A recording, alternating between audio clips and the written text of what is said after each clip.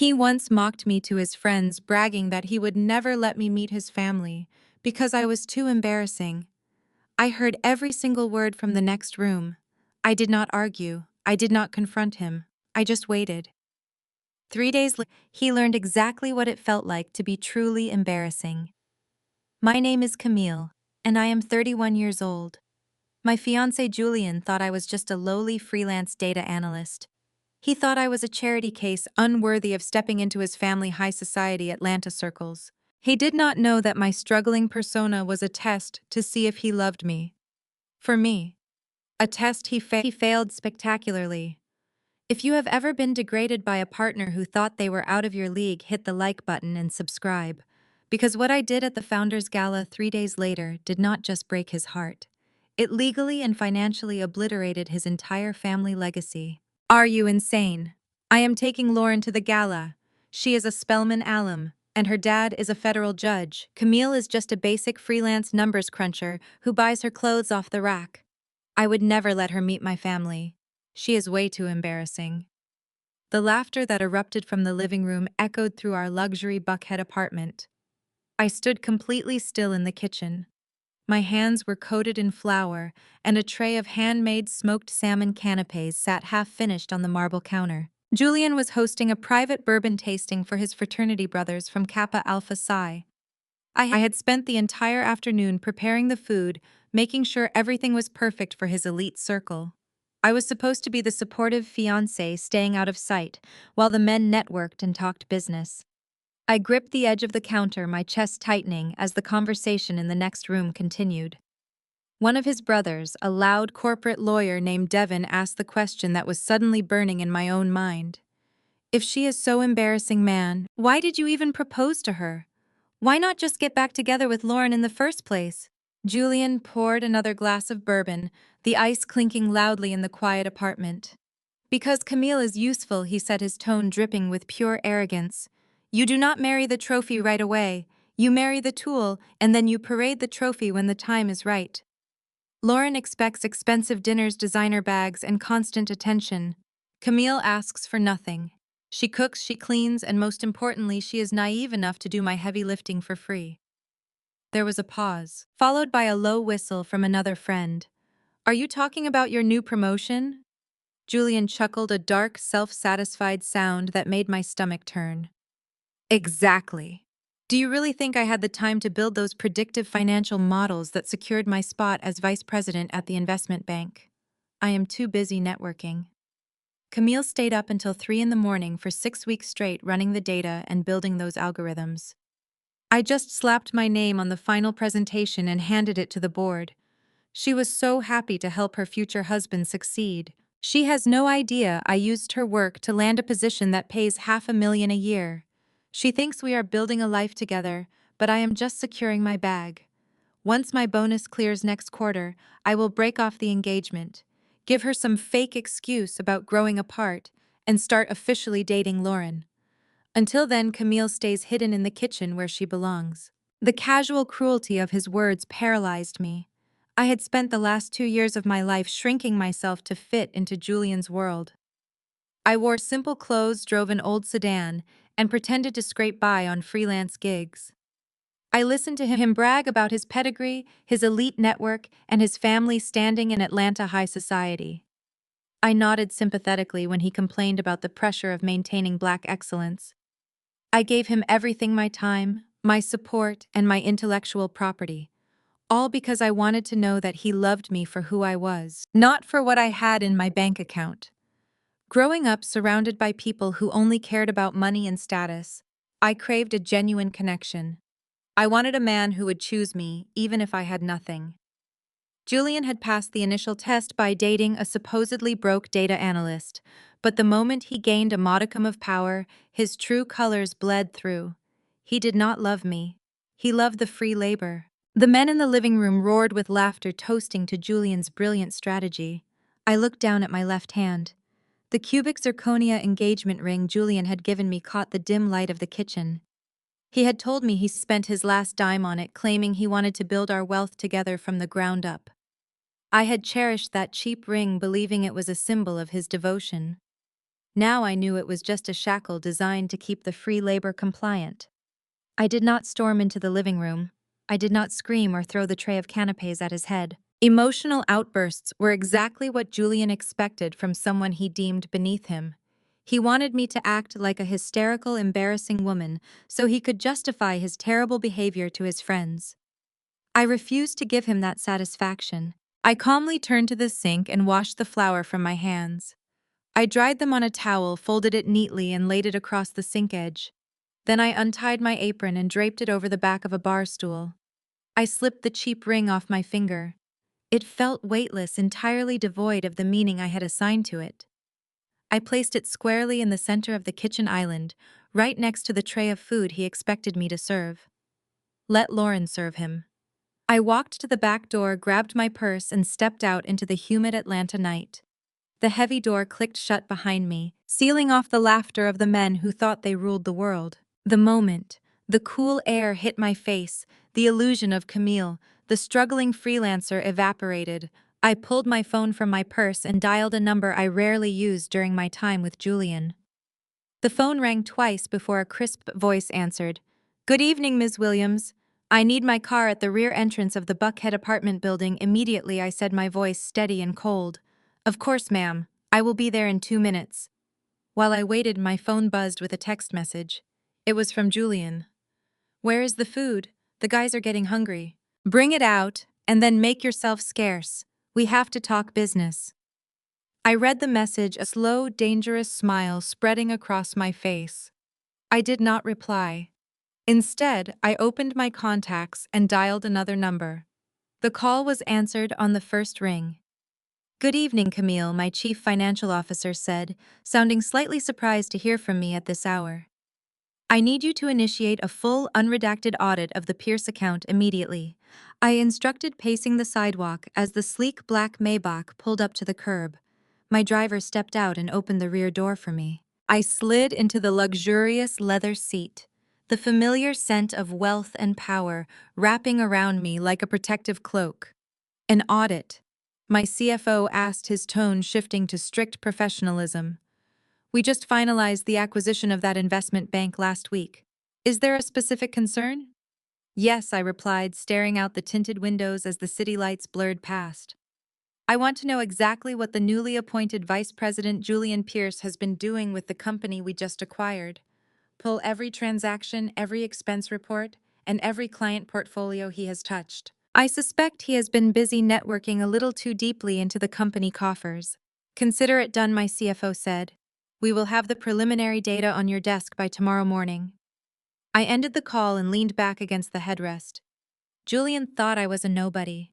He believed he was the puppet master manipulating a naive woman to climb the corporate ladder. He had no idea the ladder belonged to me. I was the founder of Vanguard Equities. My firm had quietly acquired a controlling stake in his bank 7 days ago. I was his ultimate boss. The game was over, and the reckoning was just beginning. The next morning, the Atlanta sun poured through the floor-to-ceiling glass walls of my corner office on the 50th floor in Buckhead. I stood looking out over the sprawling city skyline, holding a cup of black coffee. Down below, thousands of people were rushing to their corporate jobs, entirely unaware of the massive financial shifts happening right above their heads. This was my domain. I was not a freelance data analyst scraping by on contract work. I was the chief executive officer and founder of Vanguard Equities, a venture capital firm managing over $1 billion in assets. We specialized in aggressive corporate acquisitions and funding minority-owned tech startups. I had built this empire from the ground up, utilizing my own ruthless intellect and an inheritance I had fiercely protected. I chose to hide my extreme wealth when I met Julian because I knew the dark side of Atlanta high society. I grew up completely surrounded by social climbers, opportunists, and gold diggers who smiled in your face while calculating the exact value of your bank accounts. I wanted someone who would look at me and see a partner, not a walking ATM. I wanted genuine, unfiltered love. Julian had played the part perfectly, acting like a hard-working man, striving for success alongside a humble woman. But the truth was far uglier. He was just another parasite, The heavy oak doors to my office swung open, breaking my intense concentration.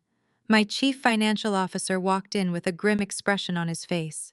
He did not say a word as he crossed the expansive room and dropped a thick red folder directly onto the center of my mahogany desk. "We ran the audit just as you requested," he said, adjusting his suit jacket. "You were right to be suspicious. The man is a walking liability." I instructed our internal security team to dig deep, bypassing the standard financial checks and going straight into the raw data routing systems. I took a deep breath, staring at the neatly printed spreadsheets. The numbers never lied. My entire life was built on analyzing data, finding the hidden patterns that everyone else missed. I had applied that same rigorous logic to my business, transforming Vanguard Equities into an unstoppable force in the southern financial sector. Yet I had somehow allowed my heart to completely override my head when it came to Julian. I had ignored the subtle red flags the way he always insisted on controlling our narrative, the way he dismissed my opinions in public but eagerly devoured my work in private. I had desperately wanted the supportive Black Power couple narrative, and that blind hope had almost cost me my dignity. But reading these documents, I felt nothing but sharp, icy clarity. I was no longer the heartbroken fiancé. I was the executioner. The audit revealed an astonishing level of financial deceit. Julian had not merely stolen my predictive models to secure his flashy promotion. He had been actively and recklessly embezzling company funds for the past 14 months. The scale of his theft was breathtaking. He had set up a complex web of shell companies and fake vendor accounts, routing hundreds of thousands of dollars out of the investment bank directly into his own private offshore accounts. Some of the companies were registered under his sister name, meaning he was dragging his own blood into federal wire fraud just to keep up appearances. I tracked the money trail with absolute disgust. He was using stolen corporate funds to single-handedly finance his family extravagant black elite lifestyle. The luxury vehicles, the designer wardrobes, the frequent trips to exclusive resorts, the massive donations to his alumni association. All of it was paid for with embezzled money. He was projecting an image of generational wealth and superior pedigree completely built on a foundation of white-collar crime. As I was reviewing a particularly damning wire transfer that had been sent to a boutique car dealership, my personal cell phone buzzed violently on the desk. The screen lit up with a text message from Julian. I picked it up, expecting him to finally acknowledge the engagement ring I had left on the kitchen island. Instead, the message read like an order to a disobedient servant. "Where are you? I told you I have the quarterly board report due on Monday morning. You need to come back to the apartment right now and finish compiling the data sets. Stop throwing a childish tantrum and get back to work. I have important clients to entertain this weekend and I need those slides perfected." I stared at the screen, utterly astounded by his limitless audacity. He had completely ignored the fact that I had walked out. He did not care about the ring sitting abandoned on the counter. He did not care about our relationship or where I had slept last night. His only concern was that his free labor had dared to clock out before the job was done. He genuinely believed I was so desperately attached to him that I would come crawling back the moment he snapped his fingers. He thought I would quietly endure his disrespect just to be adjacent to his supposedly elite status, completely oblivious to the fact that I could buy and sell him 10 times over. I placed the phone face down on my desk, refusing to type a single letter in response. Let him sweat. Let him try to explain the missing datasets to a board of directors that I now controlled. My silence would be his first agonizing taste of reality. I turned my attention back to the audit. The depth of his fraud gave me all the ammunition I needed to completely destroy his career. But Julian was not the only one who had benefited from this stolen wealth. His entire family had feasted on the spoils, looking down their noses at me while secretly living off money that rightfully belonged to my newly acquired bank. They wanted to play high society games, and I was going to rewrite the rules entirely. Suddenly, the private secure line on my office desk began to ring. Very few people had access to this direct number. I pressed the flashing button and put the call on speakerphone. "Is this Camille?" a sharp, haughty voice demanded through the speaker. Speaking, I answered smoothly. "This is Vivian Pierce, Julian mother." The older woman's voice was dripping with absolute venom and condescension. I do not know what kind of manipulative games you are trying to play with my son, but you need to stop immediately. Julian just called me in an absolute panic because you abandoned your responsibilities today. I am calling to tell you that you are making a massive mistake. I leaned forward, resting my elbows on the desk. Is that so, Vivian? Yes, it is, she snapped, her tone rising in volume. You listen to me very carefully, little girl. Our family represents the pinnacle of Black excellence in this city. We have a pedigree. We have a historic legacy that spans generations. We are members of the most exclusive country clubs and charitable boards. We do not associate with low-class, uneducated nobodies who throw temper tantrums when they are asked to support their successful partners. You are a stain on our legacy. You lack the grace and the upbringing required to stand beside a man of his caliber. Julian is destined for greatness, and he is going to officially marry Lauren, a woman who actually understands what it means to belong to the upper echelon of Atlanta society. You need to pack up your cheap clothes, leave my son alone, and go back to whatever miserable neighborhood you crawled out of. Vivian paused, clearly expecting me to burst into tears or angrily defend myself. She thrived on making other women feel small. She had built her entire identity on gatekeeping a social circle that was currently being funded by stolen money. I let the heavy silence stretch between us for a long, agonizing moment. I remained perfectly calm, a soft laugh escaping my lips. What is so funny? Vivian demanded, her voice shrill with sudden uncertainty. You are absolutely right, Vivian, I said, my voice dropping to a low, commanding whisper. Pedigree is everything. The image you present to the world is incredibly important. In fact, I highly recommend you make sure you wear your absolute best pearls to the Founders Gala on Saturday night. Tell Julian to wear his most expensive custom suit. I have a very strong feeling your family will be the absolute center of attention. What are you talking about? How do you even know about the gala? Vivian stammered, confusion and anger battling in her voice. You are not invited. You could never afford to step foot in that room. We will see about that, Vivian. Have a wonderful afternoon, I replied and firmly pressed the button to end the call. I sat in the quiet of my office, a profound sense of satisfaction washing over me. Vivian's snobbish attack had merely sealed her own fate. I picked up my office phone and buzzed my legal department. I needed to act swiftly before Julian realized the walls were closing in around him. Connect me with our lead corporate attorney, I instructed. Yes, this is Camille.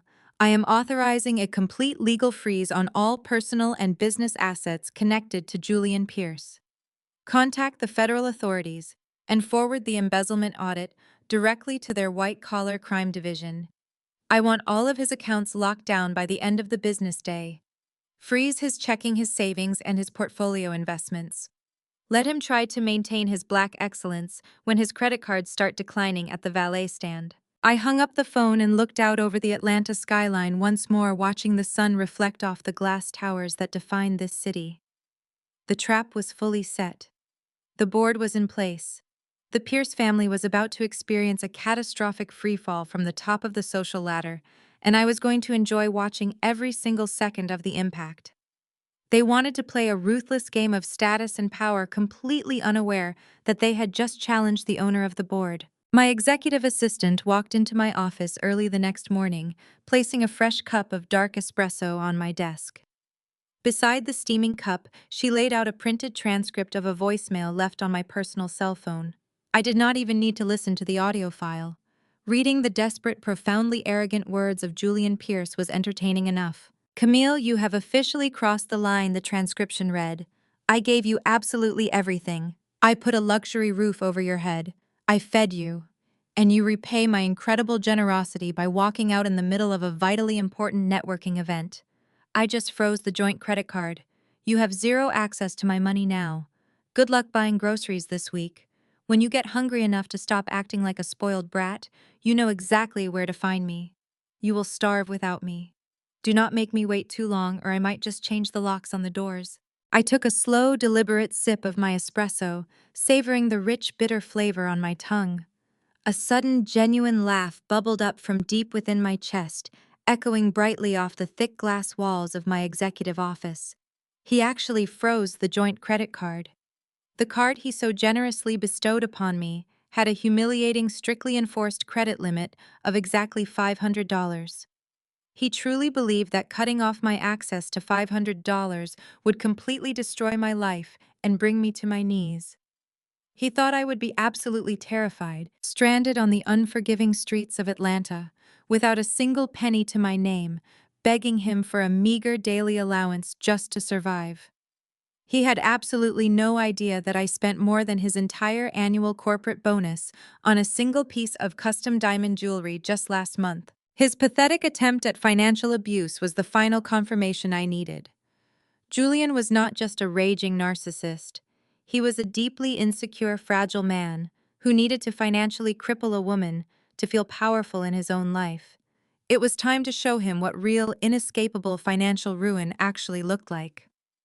I picked up my secure office phone and directly dialed the head of my corporate acquisitions department. "We are officially moving to the next phase of the operation," I instructed calmly. "Julian thinks he can control people by withholding money. Let us see how his elite family handles actual devastating financial pressure. I want you to initiate a targeted aggressive strike on his brother-in-law.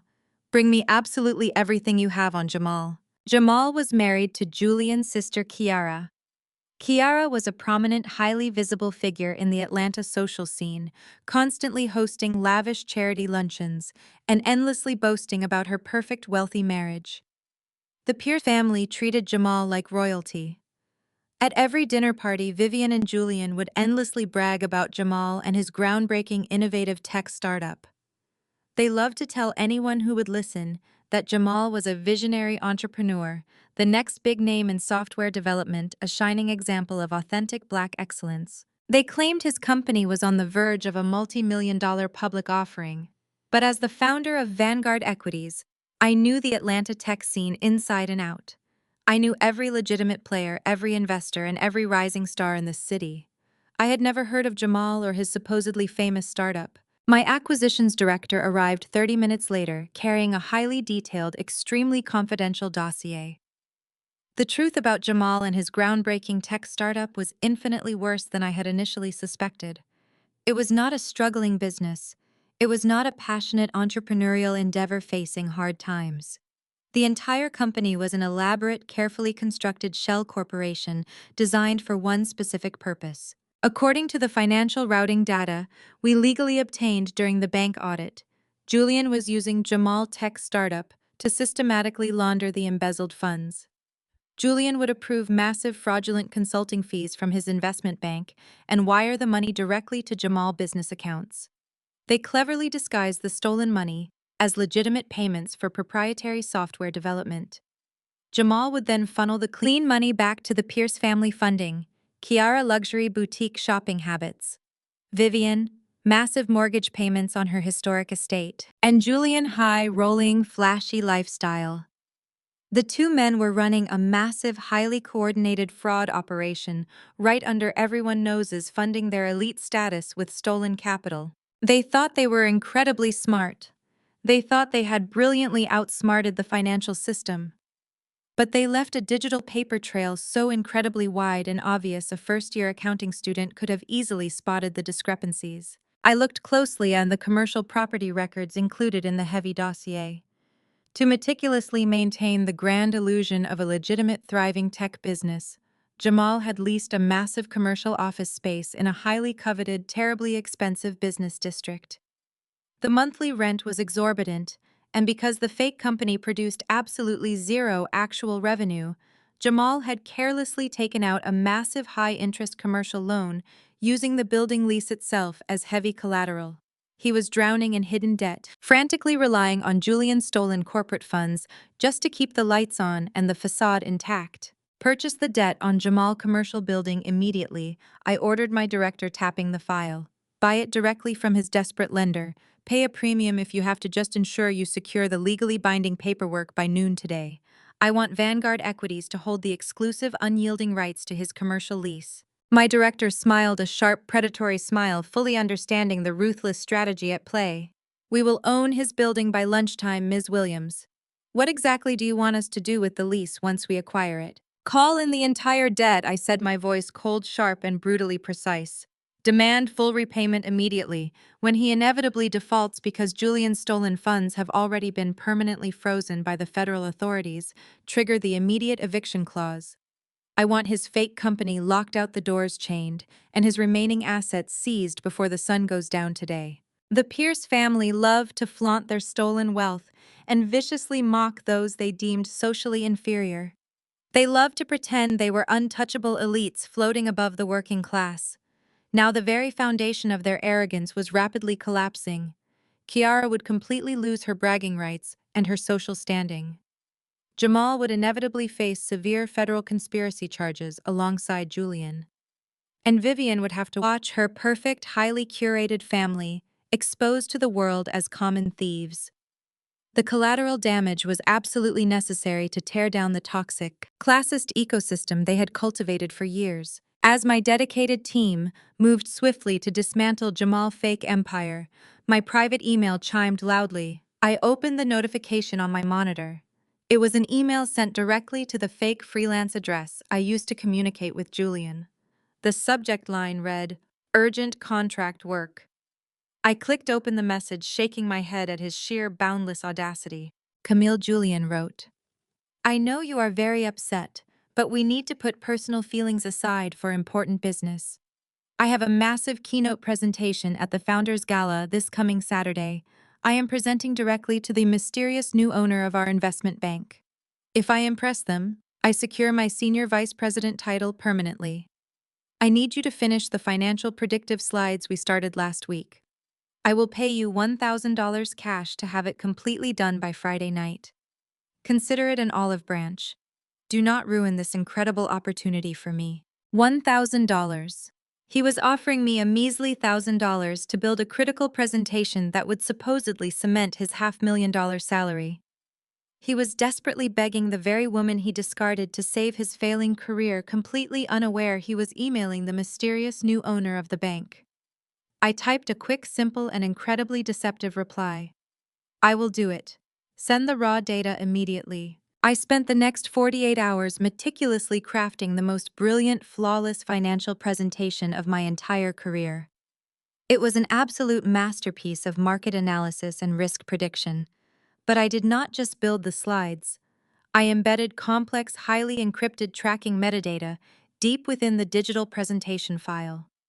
I cleverly wove hidden digital watermarks into every single graph and chart. The watermarks were totally invisible to the naked eye, but with one simple click of a master command, they would vividly display the true author name across every slide in bright red letters. I sent him the finished file on Friday evening. He replied with a single thumbs-up emoji.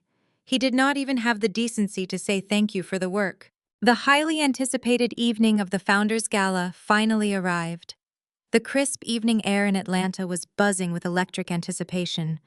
This was the most exclusive high society event of the year, a glamorous gathering of the wealthiest and most influential Black elites in the entire South. I sat peacefully in front of the bright vanity mirror in my master suite, while my celebrity makeup artist applied the final perfect touches of bold crimson lipstick to my mouth. My phone vibrated violently on the table. It was a text message from Julian. He sent a high-resolution photo of himself standing arrogantly on the gala red carpet. He was wearing a custom-tailored tuxedo, flashing a brilliant, insufferably arrogant smile. Standing right beside him, clutching his arm tightly and wearing a deeply smug expression, was his elite ex-girlfriend Lauren. Beneath the glossy photo, Julian sent a final mocking message designed to hurt me. "This is what real success looks like. Learn from it." I stared intensely at the glowing image of the man who thought he had broken me into pieces. I read his arrogant, hateful words one last time. I did not feel an ounce of pain, sorrow, or humiliation. I only felt the thrilling, icy rush of absolute, undeniable victory coursing through my veins. I calmly locked my phone and handed it to my waiting assistant. I stood up gracefully, smoothing the bodice of my custom-beaded haute couture gown. The authentic diamonds around my neck caught the ambient light, blazing with undeniable, terrifying power. "It is time to go," I said firmly to my team. "Let us show them what real success actually looks like." The grand ballroom of the Atlanta Biltmore Hotel was a spectacular display of unimaginable wealth and deeply entrenched social power. This was the highly anticipated Founders Gala, the absolute pinnacle of high society for the Black elite of the South. Massive crystal chandeliers cast a warm golden glow over hundreds of guests dressed in custom tuxedos and designer evening gowns. Waiters in crisp white uniforms glided effortlessly through the crowd, carrying silver trays loaded with premium champagne and expensive caviar.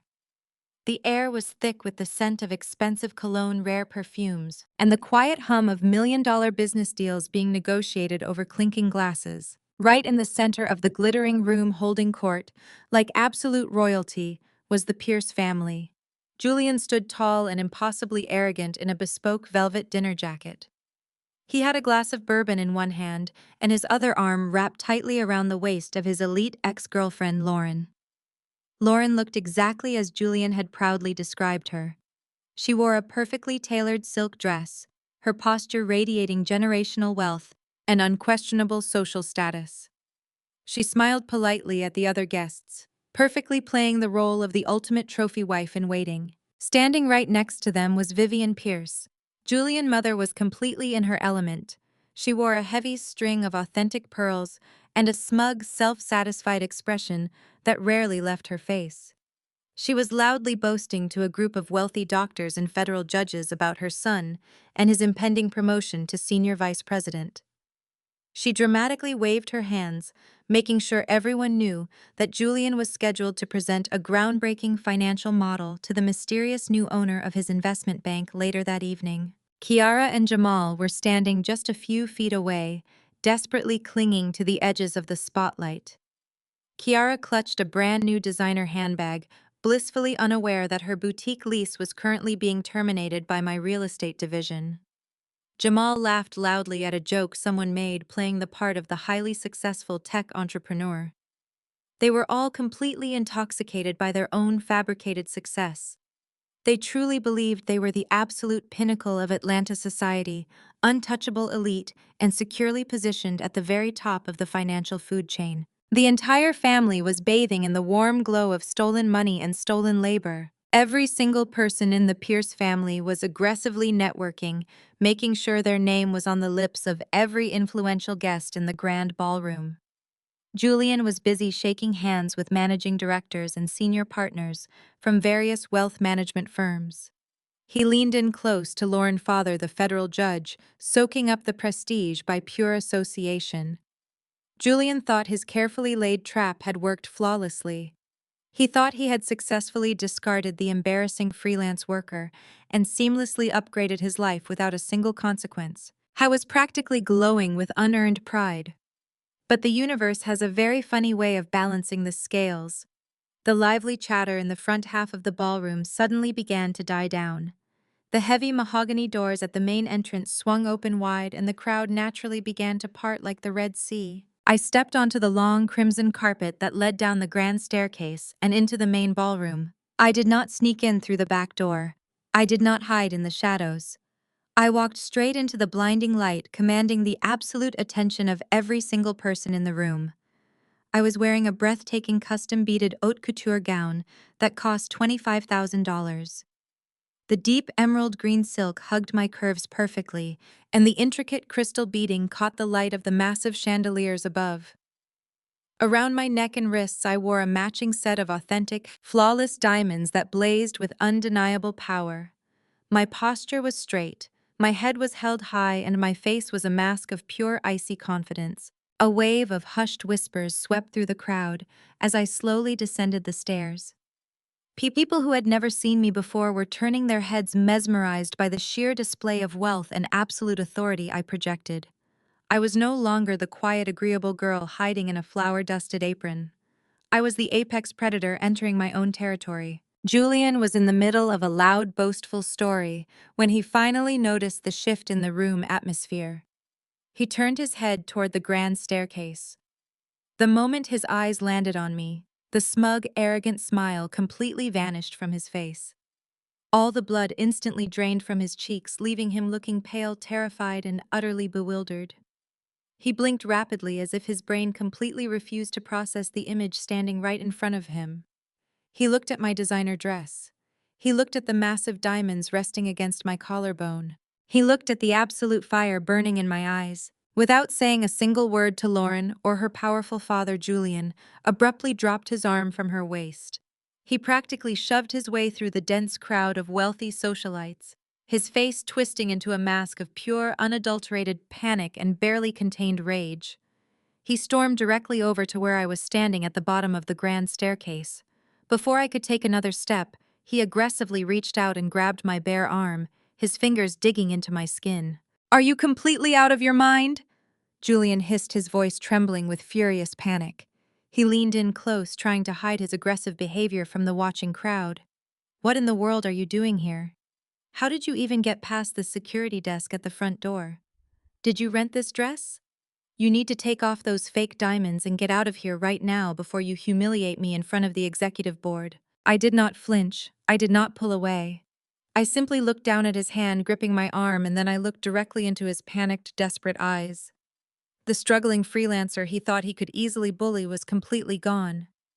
I was staring at him with the cold, detached gaze of a billionaire assessing a terrible investment. "You are making a massive scene, Julian," I said, my voice incredibly calm and perfectly measured. "I highly suggest you let go of my arm before you do something you will deeply regret for the rest of your natural life." Julian's face contorted with anger. He tightened his grip, completely oblivious to the massive power dynamic shift. "I am not playing games with you, Camille. You are an absolute embarrassment. I told you to stay at the apartment and finish my financial presentation. You are actively trying to ruin the biggest night of my entire career because you are jealous and bitter. Turn around and walk out those doors right now, or I swear I will have the police drag you out for trespassing."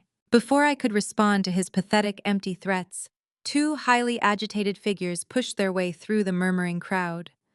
Vivian and Kiara came marching over to flank Julian, their faces red with absolute fury.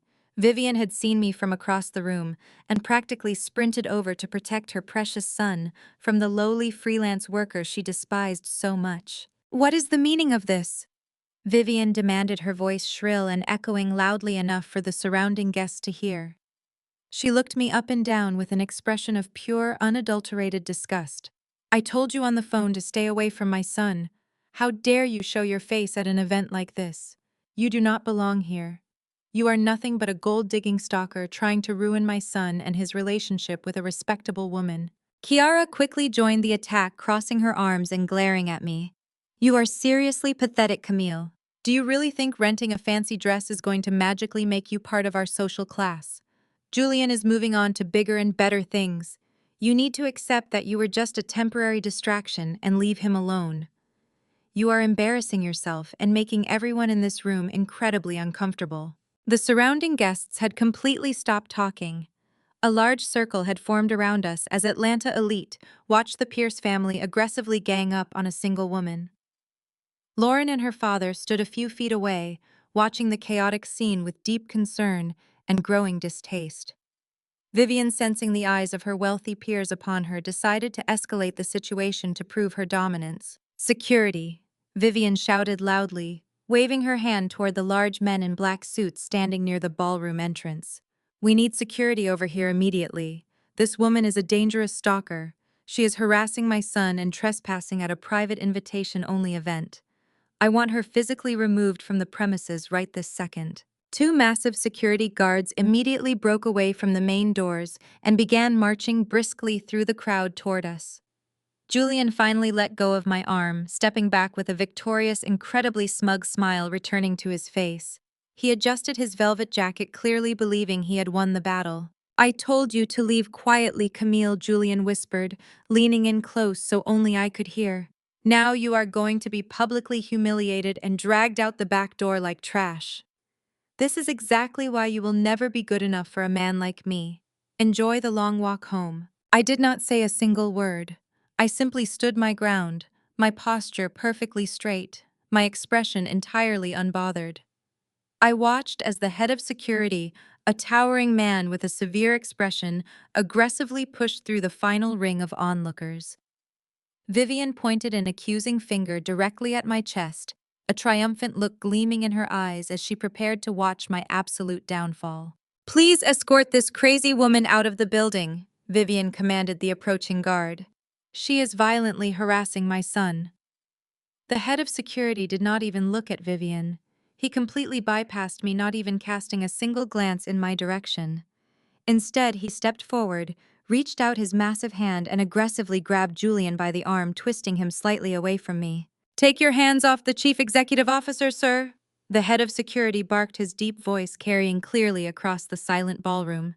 "If you ever touch Miss Williams again, I will personally see to it that you leave this venue in police custody." Julian stared at the security guard in utter paralyzing bewilderment. His jaw literally dropped open, his eyes darting frantically between me and the large man restraining him. Vivian choked on her own breath, her hand flying up to clutch the expensive pearls resting against her neck. Kiara took a terrified step backward, suddenly realizing that the power dynamic in the room was entirely wrong. Before anyone in the Pierce family could even process what the security guard had just said, the crowd parted one final time.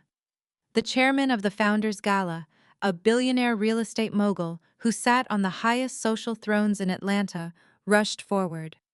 He completely ignored Julian, Vivian, and Kiara. He stopped directly in front of me, placing his hand over his heart, and bowed his head with the utmost respect and deep reverence. "Ms. Williams," the chairman said loudly, his voice echoing through the stunned ballroom, "please accept my deepest apologies for this unacceptable disturbance. We are incredibly honored to have you here tonight. Please let me personally escort you to the VIP table. The entire executive board of Vanguard Equities is eagerly waiting for your keynote address." The sheer magnitude of the chairman's words hung in the air like a heavy physical weight pressing down on the entire room. The grand ballroom, previously buzzing with the sophisticated chatter of Atlanta high society, went completely dead silent. Julian stood entirely frozen on the crimson carpet, his eyes darting frantically between the chairman and me. The chairman turned to face the massive crowd, raising his voice so that every influential ear in the vast room could hear him perfectly clearly. "Ladies and gentlemen," the chairman announced, gesturing grandly toward me with the utmost respect and deep reverence. "It is my absolute distinct privilege to introduce tonight highly anticipated keynote speaker. Please welcome the founder and chief executive officer of Vanguard Equities and the new primary stakeholder of the Southern Heritage Investment Bank, Ms. Camille Williams." The collective gasp from the surrounding crowd was incredibly satisfying to hear. Frantic whispers immediately erupted among the wealthy executives and socialites as they rapidly processed the sheer magnitude of the massive revelation. I was not just a billionaire venture capitalist. I was the new owner of the very bank where Julian had just been proudly promoted. Vivian Pierce, who had been standing tall with aristocratic arrogance just moments before, physically staggered backward in utter shock.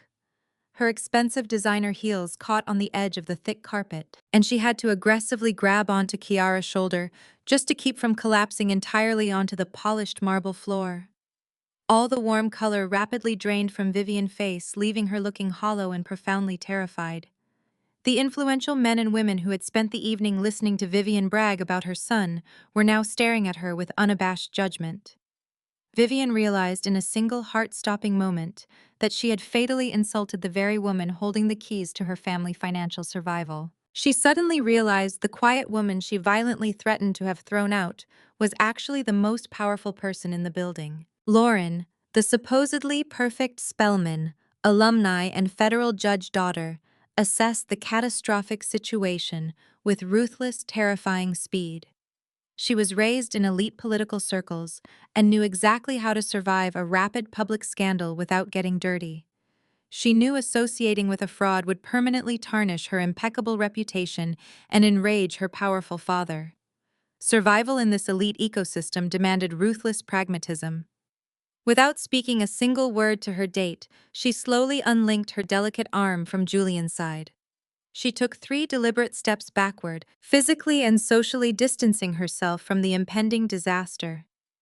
Julian desperately reached out a trembling hand toward her, seeking an anchor in the storm, but she shot him a look of pure, unadulterated disgust and quickly melted into the surrounding crowd, abandoning him entirely.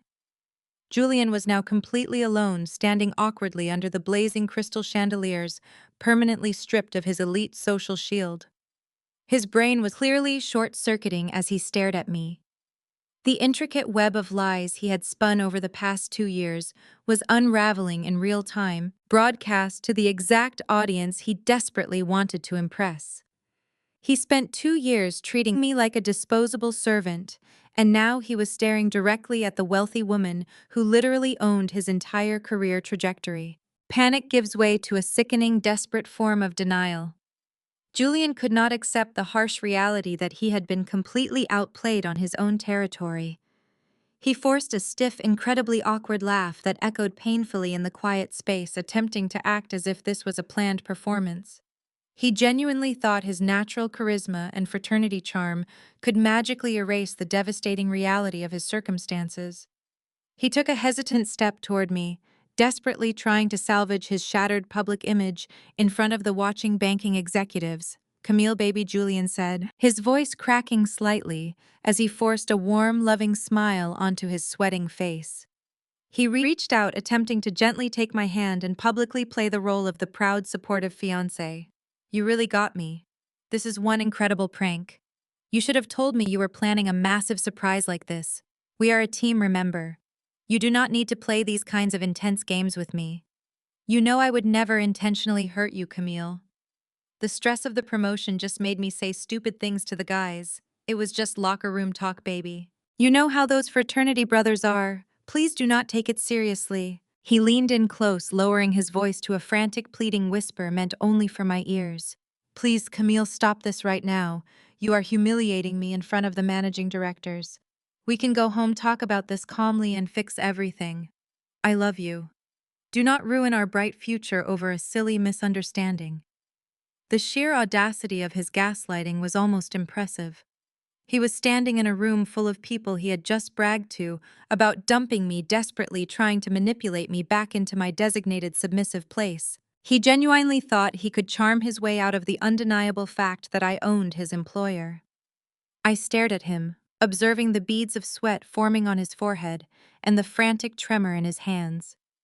He was a pathetic small man pretending to be a titan. The tailored suit could not hide his lack of substance. I looked down at his clammy hand reaching for mine and stepped back, my expression hardening into cold, unforgiving stone. I did not lower my voice. I projected my words clearly and loudly so every single person in our immediate vicinity could hear my response perfectly. "I thought I was far too embarrassing to meet your prestigious family. Julian," I asked, my voice ringing out with crystal clear precision.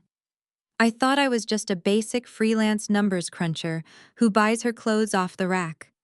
Tell me, do I still look like an uneducated nobody who belongs hidden away in your kitchen while you secure your bag with Lauren?" Julian reeled back, as if I had physically struck him across the face. The surrounding crowd gasped again, the scandalous confrontation instantly cementing itself into Atlanta high society legend. He opened his mouth to formulate another pathetic lie, but absolutely no words came out.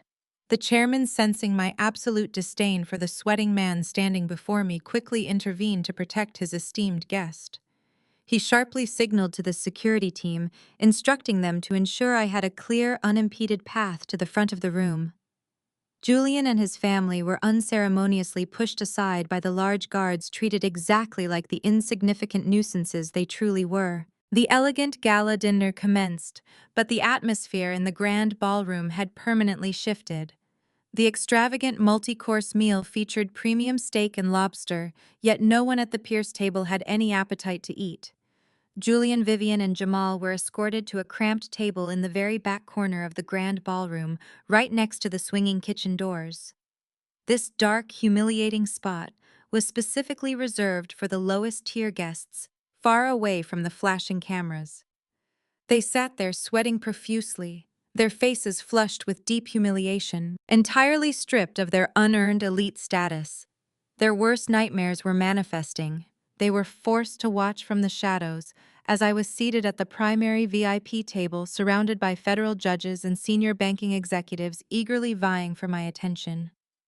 When the lavish dinner service finally concluded, The ballroom lights dimmed to a dramatic low, and the chairman formally called me up to the stage to deliver the highly anticipated keynote address.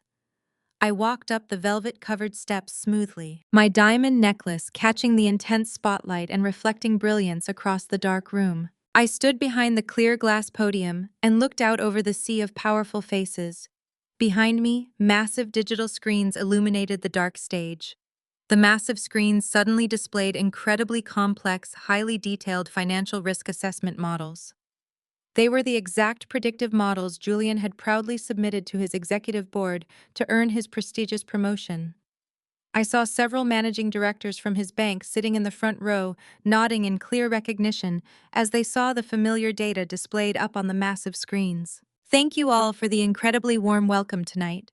I began, my voice projecting smoothly and confidently through the state-of-the-art sound system.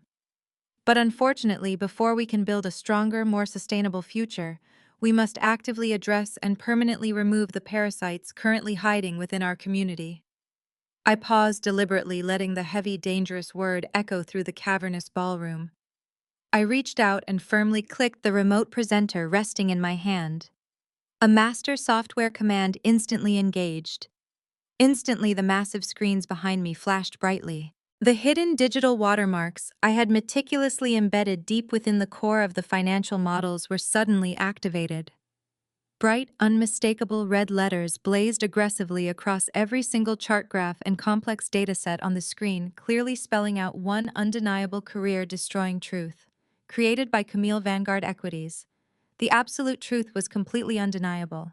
The entire ballroom remained suspended in a state of deep collective shock as the massive red letters glared brightly from the presentation screens. I stood at the clear glass podium, deliberately allowing the heavy, suffocating silence to stretch just long enough for the horrifying reality to fully settle into the minds of every powerful banking executive in the room. I looked directly at the highly respected senior managing partners seated in the very front row. These were the exact men who had proudly promoted Julian, genuinely believing they were elevating a brilliant financial prodigy to the upper echelons of their esteemed firm. I pointed gracefully toward the towering screen behind me. What you are currently looking at is not the brilliant work of your newly promoted vice president. I stated clearly, my voice resonating with absolute unwavering authority and icy precision. Every single algorithm, every predictive risk assessment, and every highly praised market analysis in this extensive portfolio was meticulously built entirely by me. Julian Pierce did not write a single line of this complex code. He simply stole my highly valuable intellectual property, selfishly slapped his name on the front cover page, and arrogantly presented it to your prestigious board as his own original creation. A low, dangerous murmur immediately began to ripple through the wealthy audience. The seasoned executives exchanged horrified, incredibly angry glances with one another. Plagiarism at this extremely elite level of corporate finance was an absolutely unforgivable professional sin. I turned my piercing gaze toward the dark, isolated corner of the ballroom where Julian was currently sweating profusely alongside his completely terrified family. His face was a tragic mask of pure, unadulterated panic and severe desperation. He was physically shaking his clammy hands, fiercely gripping the edge of his cramped table as his carefully constructed world rapidly collapsed all around him. Julian. I called out loudly, ensuring the bright stage spotlight partially illuminated his pathetic, cowering figure for everyone to witness. You genuinely thought you could easily use a struggling freelance data analyst to do all your heavy lifting for completely free. You thought you could aggressively exploit my labor securely, lock down your massive annual bonus, and then easily discard me like absolute trash when it was finally time to parade around a more socially acceptable high society trophy. But you made one catastrophic, irreversible miscalculation in your grand, arrogant scheme. You tried to aggressively steal from the very woman who now completely owns your entire firm. The collective gasp from the wealthy audience was incredibly deafening. I leaned intimately into the microphone, delivering the final fatal blow to his pathetic professional life. As the founder and chief executive officer of Vanguard Equities and the primary stakeholder of the Southern Heritage Investment Bank, I demand absolute integrity from my leadership team. Julian Pierce, you are officially terminated effective immediately. Your corporate access has already been completely revoked. You will never work in the financial sector of this city or any other city ever again. Your career is permanently over. The public execution of his career was remarkably swift and entirely merciless. But Julian, driven by pure blinding narcissism and desperate unyielding panic, completely refused to accept his spectacular defeat quietly. Instead of smartly bowing his head in profound shame and quickly slipping out the back door, his incredibly fragile ego took full control of his actions. He violently pushed his wooden chair back, the heavy legs scraping loudly and obnoxiously against the polished marble floor. He quickly stood up, his handsome face twisting into a horrific snarl of furious desperation and unhinged rage. He wildly pointed a violently shaking finger directly at the brightly lit stage. "Do not listen to a single word she says," Julian screamed frantically, his voice cracking horribly as it echoed aggressively across the vast, silent ballroom. "She is completely lying to all of you.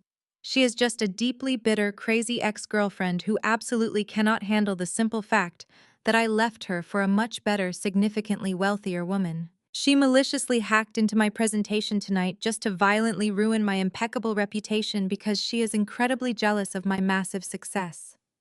I actively earned that prestigious promotion with my own blood and heavy sweat. She is totally unhinged and dangerously unstable." His pathetic, frantic shouting was met with absolute deafening silence from the highly elite crowd. Absolutely no one believed him. They could all clearly see the desperate, wild look of a completely guilty man burning in his frantic eyes. I did not aggressively raise my voice or foolishly engage in a loud shouting match with a cornered, pathetic rat. I simply smiled confidently, projecting a cold, highly predatory smile that made his arrogant mother Vivian physically flinch backward in her hard wooden seat. "A bitter ex-girlfriend," I repeated calmly, deliberately, letting the microphone capture the utter absolute disdain practically dripping from my steady voice. "That is a very convenient, highly fabricated narrative, Julian. But I definitely did not purchase this massive investment bank just to publicly settle a petty romantic dispute. I bought it because I deeply wanted to see exactly how deep your foul corporate corruption truly ran." I firmly pressed the button on my remote presenter a second time. The stolen financial models instantly vanished from the massive screens standing directly behind me. In their place, a highly detailed, completely undeniable sequence of confidential bank statements suddenly appeared in bright high-definition clarity. The sensitive documents showcased heavily redacted client names, but the specific routing numbers and massive multi-million-dollar amounts were vividly highlighted in bright glowing yellow for maximum visibility. "While you were incredibly busy aggressively taking full credit for my private intellectual property, Julian, you were also actively emptying the corporate coffers," I announced, boldly stepping out from behind the clear glass podium so everyone could easily see my absolute confidence. "The extensive audit I officially initiated yesterday morning revealed that over the past 14 months, you systematically embezzled over $3 million. I aggressively pointed to the highlighted routing numbers flashing on the presentation screen. I traced the illegal money trail for the captivated audience to follow. You created fake consulting fees and authorized massive fraudulent wire transfers to a very specific external account. Let us examine exactly where that stolen corporate money went, shall we?" I firmly clicked the remote one final time. The massive screen zoomed in on the primary destination account, vividly displaying the officially registered business name in completely undeniable bold black letters. The stolen $3 million was routed directly into the primary business accounts of a tech startup owned by your very own brother-in-law, Jamal. The entire grand ballroom erupted into absolute unrestrained and wildly vocal chaos. The initial collective shock of the massive plagiarism reveal was instantly overshadowed by the undeniable concrete proof of a multi-million-dollar federal wire fraud conspiracy involving an entire prominent family. The elite socialites, wealthy doctors, and powerful federal judges who had just spent the evening politely listening to the Pierce family endlessly brag about their immense generational wealth were now openly staring at them with profound, unconcealed disgust. The fragile facade of the absolutely perfect, deeply elite, Black family was entirely, irreparably shattered right in front of their most important, highly influential peers. At the dark, cramped table near the swinging kitchen doors, pure, unadulterated panic instantly took aggressive hold of the group. Jamal, who had carefully built his entire public identity around being a brilliant visionary tech entrepreneur, suddenly realized he was looking at 20 years in a federal prison cell. He aggressively shoved his heavy chair away from the small table, his panicked face completely slick with terrified icy sweat. He turned violently toward Julian, his hands raised defensively in the air. "I absolutely did not know that specific money was stolen," Jamal shouted hysterically, his booming voice carrying easily over the loud, chaotic murmurs of the stunned crowd. He completely threw Julian under the proverbial bus, without a single solitary second of hesitation. "You explicitly told me those were strictly legitimate investment funds, directly from your private high-wealth clients. You loudly swore you secured early seed money for my custom software development. I had absolutely no idea you were criminally stealing from the bankman. You deliberately set me up. You selfishly used my developing company to illegally launder your filthy, dirty money." Kiara started screaming at Jamal, entirely devoid of her usual refined high society tone. Vivian sat utterly frozen in her chair, clutching her chest as she watched her perfect family violently implode. The loud, chaotic arguing at their isolated table was suddenly interrupted by a distinct, terrifying sound echoing from the hotel lobby. Loud, wailing sirens could be clearly heard pulling up directly outside the grand ballroom. The heavy mahogany double doors swung open forcefully. Two stern federal agents in dark suits walked briskly through the entrance, bypassing the stunned crowd, and walking straight toward Julian's table with heavy steel handcuffs already drawn. The two federal agents moved with absolute precision. They marched directly to the dark, isolated table where my former fiancé stood frozen in terror. Julian's face had lost every single trace of its previous arrogant color. He looked like a frightened, pathetic child as the taller agent firmly grabbed his expensive velvet jacket, forcefully spinning him around to face the wall. "Julian Pierce," the agent announced, his voice carrying across the silent ballroom. "You are under arrest for federal wire fraud, corporate embezzlement, and grand larceny. You have the right to remain silent." The sharp click of heavy steel handcuffs snapping around Julian's wrists echoed through the lavish venue. Julian began to thrash wildly, completely losing whatever dignity he had left. He frantically tried to pull away from the agents, his custom suit jacket tearing at the shoulder seam. "Mom!" Julian screamed, his voice cracking hysterically as he desperately searched for the woman who had always shielded him from consequences. "Call the lawyers. Call the partners. Tell them this is a massive mistake. Tell them Camille set me up."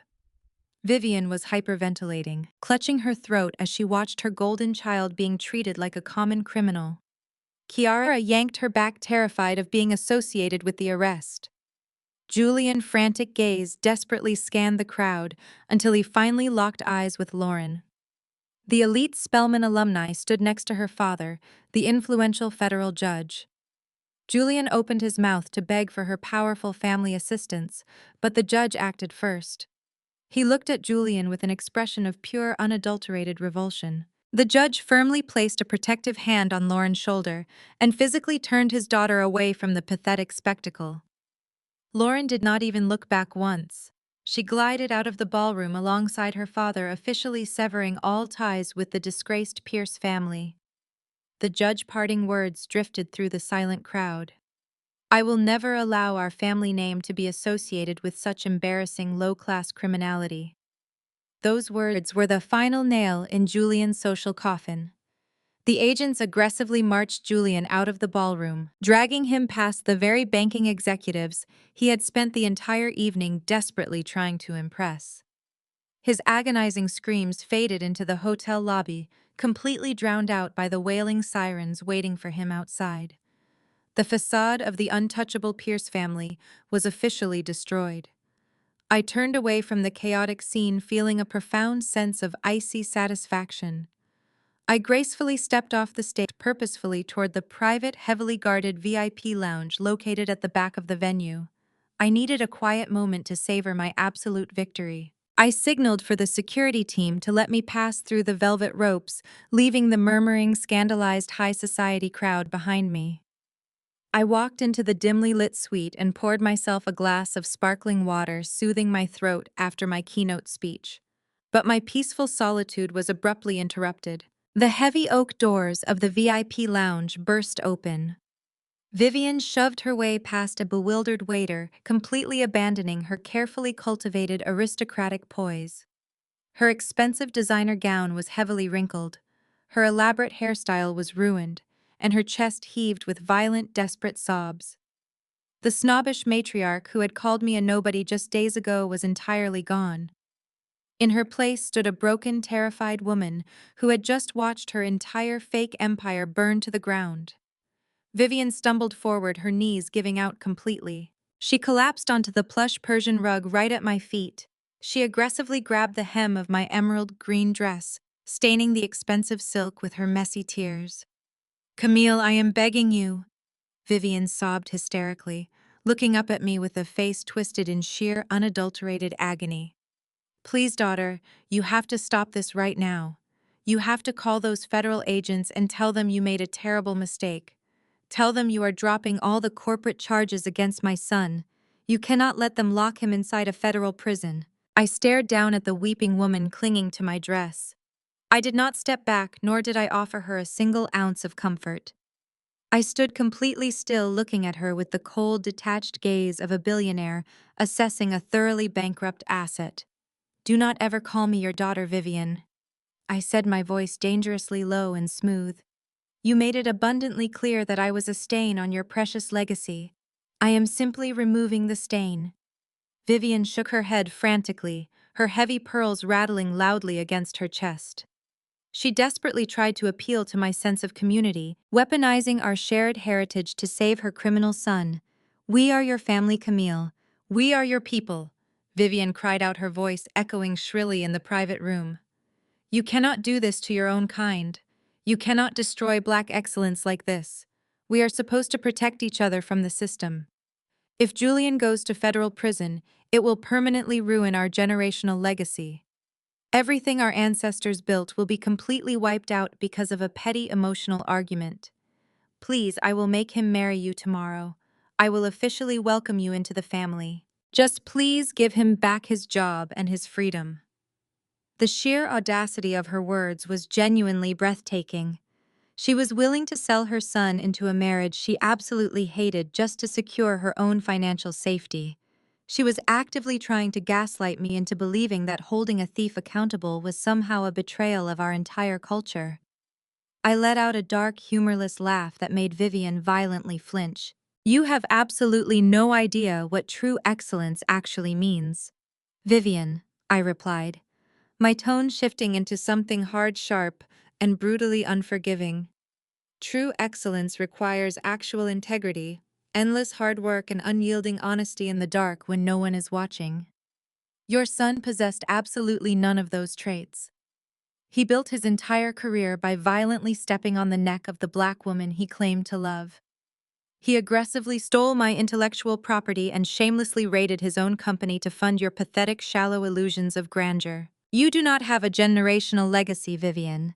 You have a massive criminal conspiracy dressed up in a custom-tailored tuxedo." Vivian wept harder, burying her face in her trembling hands. "Please, Camille. We will give the stolen money back. We will sell the luxury cars. We will do absolutely whatever you want. Just do not take our family home. My historic Buckhead estate is absolutely everything I have left in this entire world. It is our ultimate family crown jewel." I reached over to the polished mahogany table and picked up a thick document folder that my acquisitions director had delivered right before the gala.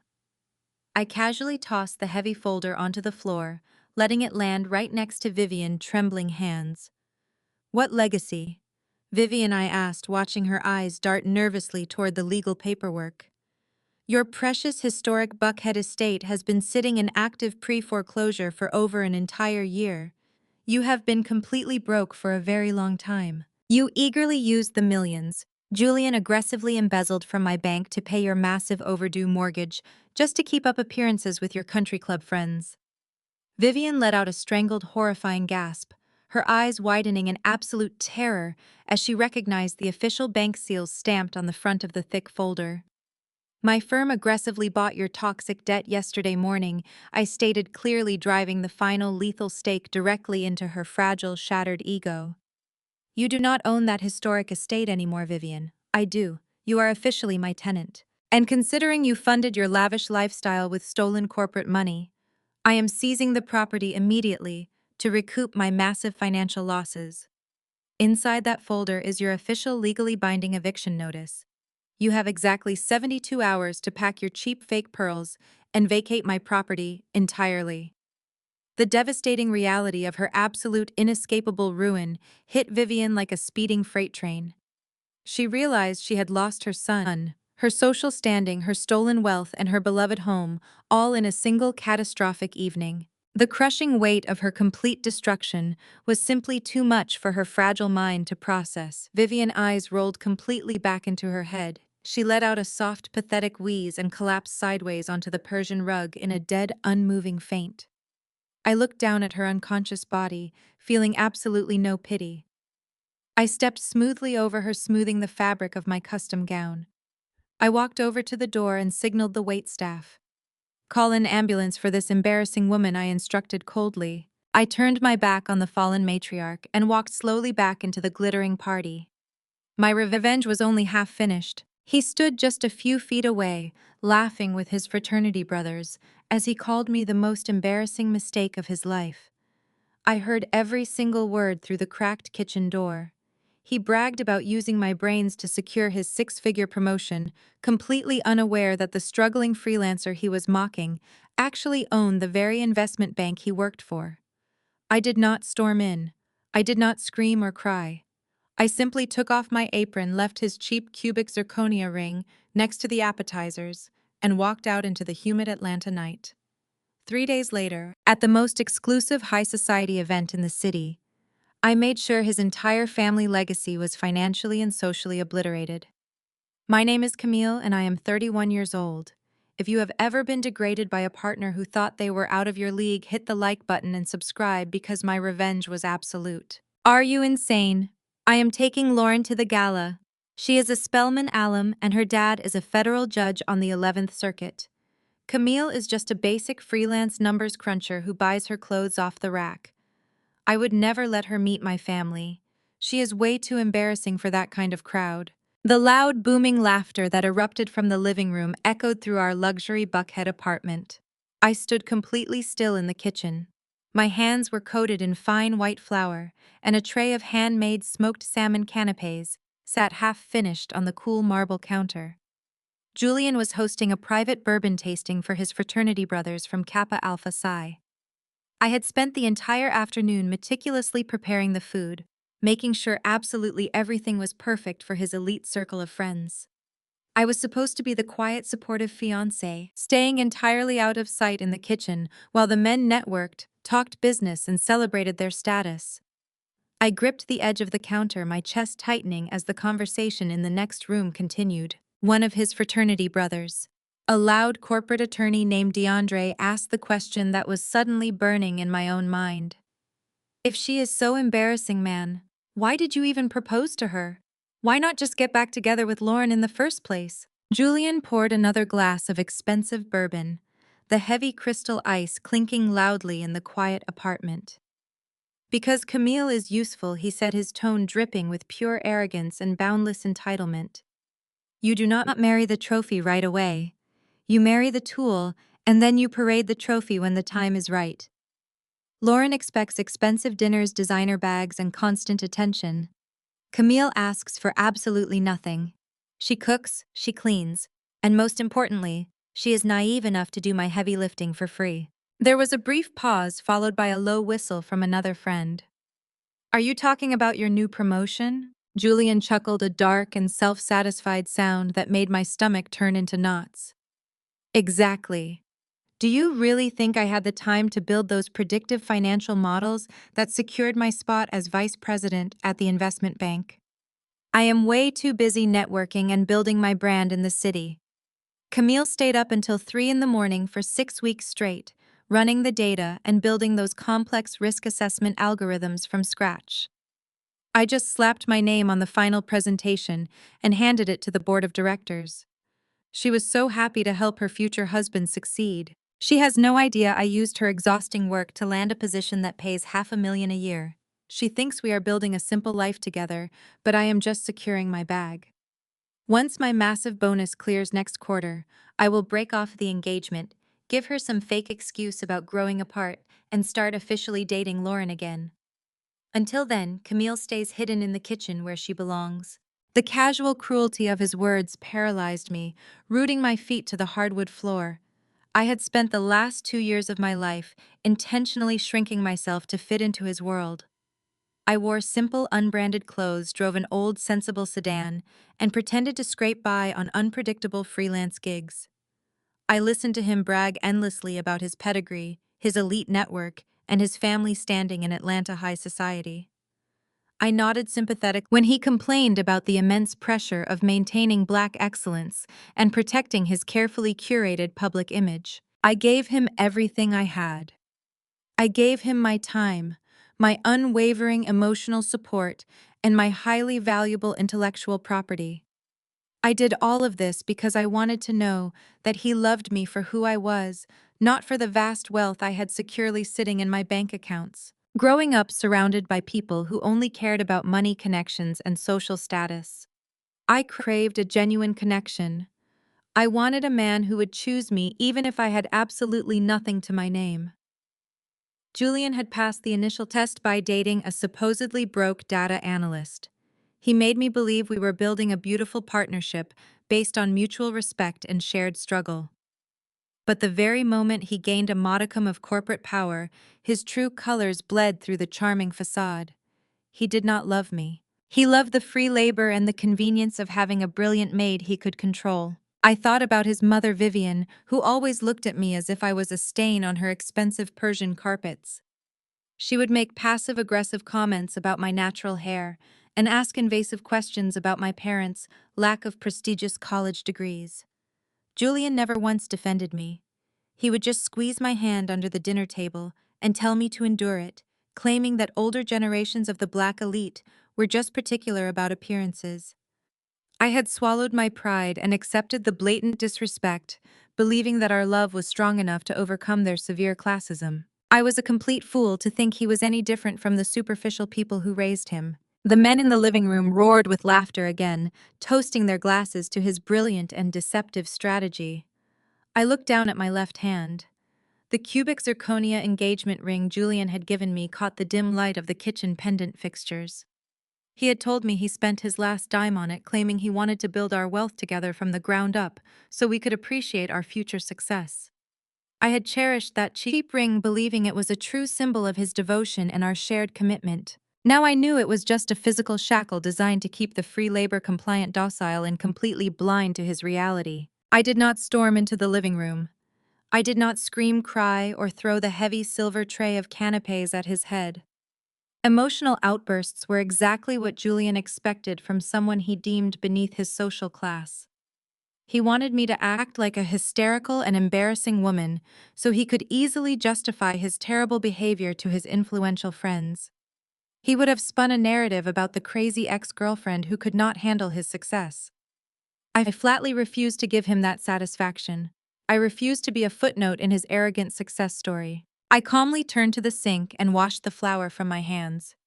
I watched the white powder swirl down the drain, feeling a strange sense of absolute clarity taking over my mind. I dried my hands on a soft towel, folded it neatly, and laid it across the sink edge with military precision. Then I untied my apron and draped it over the back of a wooden bar stool. I slipped the cheap ring off my finger. It felt incredibly weightless in my palm, entirely devoid of the deep meaning I had eagerly assigned to it for the past 8 months. I placed it squarely in the center of the kitchen island, right next to the tray of food he fully expected me to serve to his guests. Let his precious Lauren serve him. I walked quietly to the back door, grabbed my purse from the hook, and stepped out into the humid Atlanta night.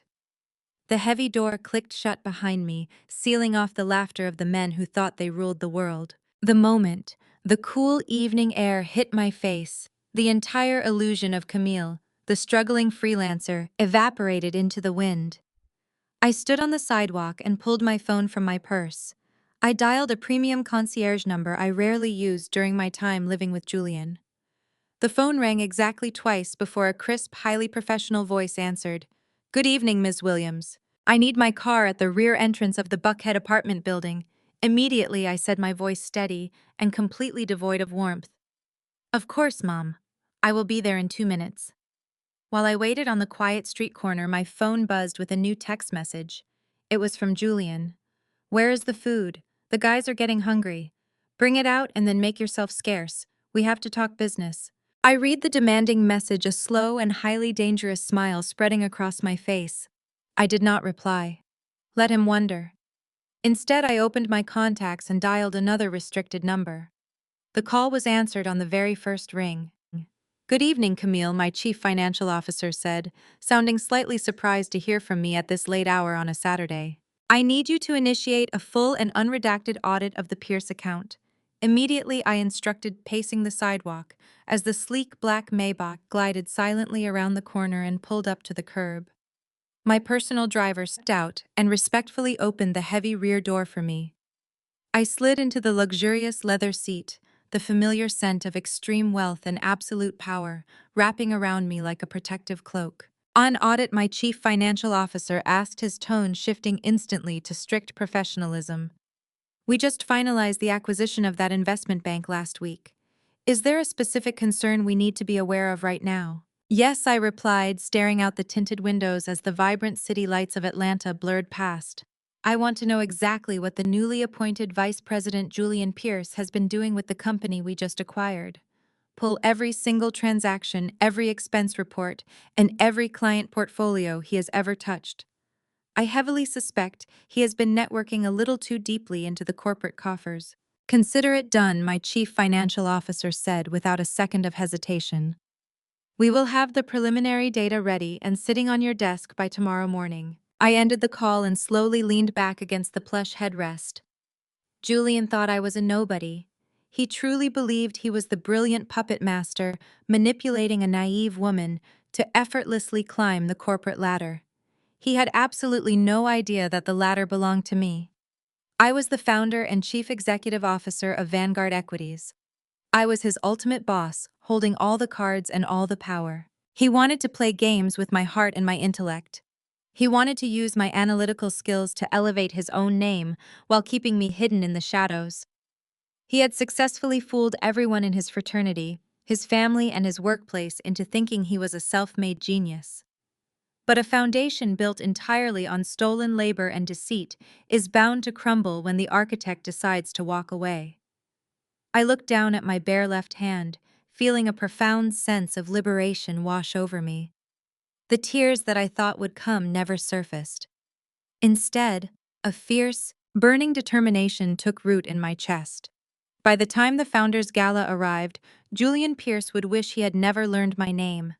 I told my driver to take me back to my estate. I had an empire to run and a spectacular downfall to carefully orchestrate. I walked straight into the grand lobby of Vanguard Equities, the polished marble floors echoing with my purposeful strides. I took the private elevator up to the 50th floor, stepping into my office overlooking the Buckhead skyline. My assistant handed me a fresh espresso and my daily briefing, but before I could even take a sip, the red light on my secure intercom began flashing rapidly. "Yes," I answered smoothly. "Ms. Williams, my head of security," said his voice tense. "We have a situation in the main lobby. A woman named Kiara Pierce is down here causing a massive scene. She is demanding to speak with you. She says it is a matter of life and death regarding her family." We were about to have her escorted off the premises by local law enforcement, but given the ongoing legal matters with her brother, I wanted to check with you first. "Send her up," I instructed, leaning back in my leather chair. "Have 2 guards escort her to my office and remain stationed right outside the door." 5 minutes later, the heavy oak doors swung open. Kiara burst into my office looking absolutely nothing like the polished elite socialite who had threatened me at the Founders Gala just days ago. Her expensive silk blouse was wrinkled and stained with sweat. Her expensive hair extensions were badly tangled, and her heavy makeup was completely smudged around her frantic eyes. She looked wildly disheveled. The two massive security guards stood silently behind her, ready to intervene at the slightest provocation. Kiara shrieked, completely ignoring the professional environment as she rushed toward my mahogany desk. "You have to stop this right now. You have to call off your lawyers and the federal agents. You have entirely ruined our lives." I took a very slow sip of my espresso, letting the silence stretch and dominate the room. I did not offer her a seat. "You froze Jamal business accounts," Kiara continued, her voice cracking with hysteria. "The feds seized our personal checking and savings accounts this morning. We have absolutely nothing left. My credit cards were declined at the grocery store. Do you have any idea how humiliating that was? We literally have no money to feed our children tonight. You are taking your petty revenge out on innocent kids, Camille. You have proven your point, so please just back off and unfreeze our money." I placed my espresso cup down on the matching saucer with a sharp clink. The sheer audacity of her victim narrative was genuinely astounding. She stood in my office demanding the return of stolen corporate funds while attempting to weaponize her children to manipulate my emotions. "You are incredibly bold, Kiara," I said, my voice dropping to a dangerously quiet register. "You stand in the very building your family stole from, begging the woman you viciously humiliated, and you dare to use your children as human shields for your own greed." "It is the truth," Kiara cried out, slamming her manicured hands onto the edge of my desk. "We cannot afford groceries. Jamal is facing federal indictment because of your vendetta. Our family is starving." I slowly opened the locked top drawer of my expansive desk and pulled out a thick, meticulously organized manila folder. I dropped it squarely in the center of the desk. The heavy thud made Kiara flinch backward. "Let us talk about exactly where your stolen money went, Kiara," I said smoothly. "Because unlike your family, I do not operate on emotion or empty social posturing. I operate on cold, hard data.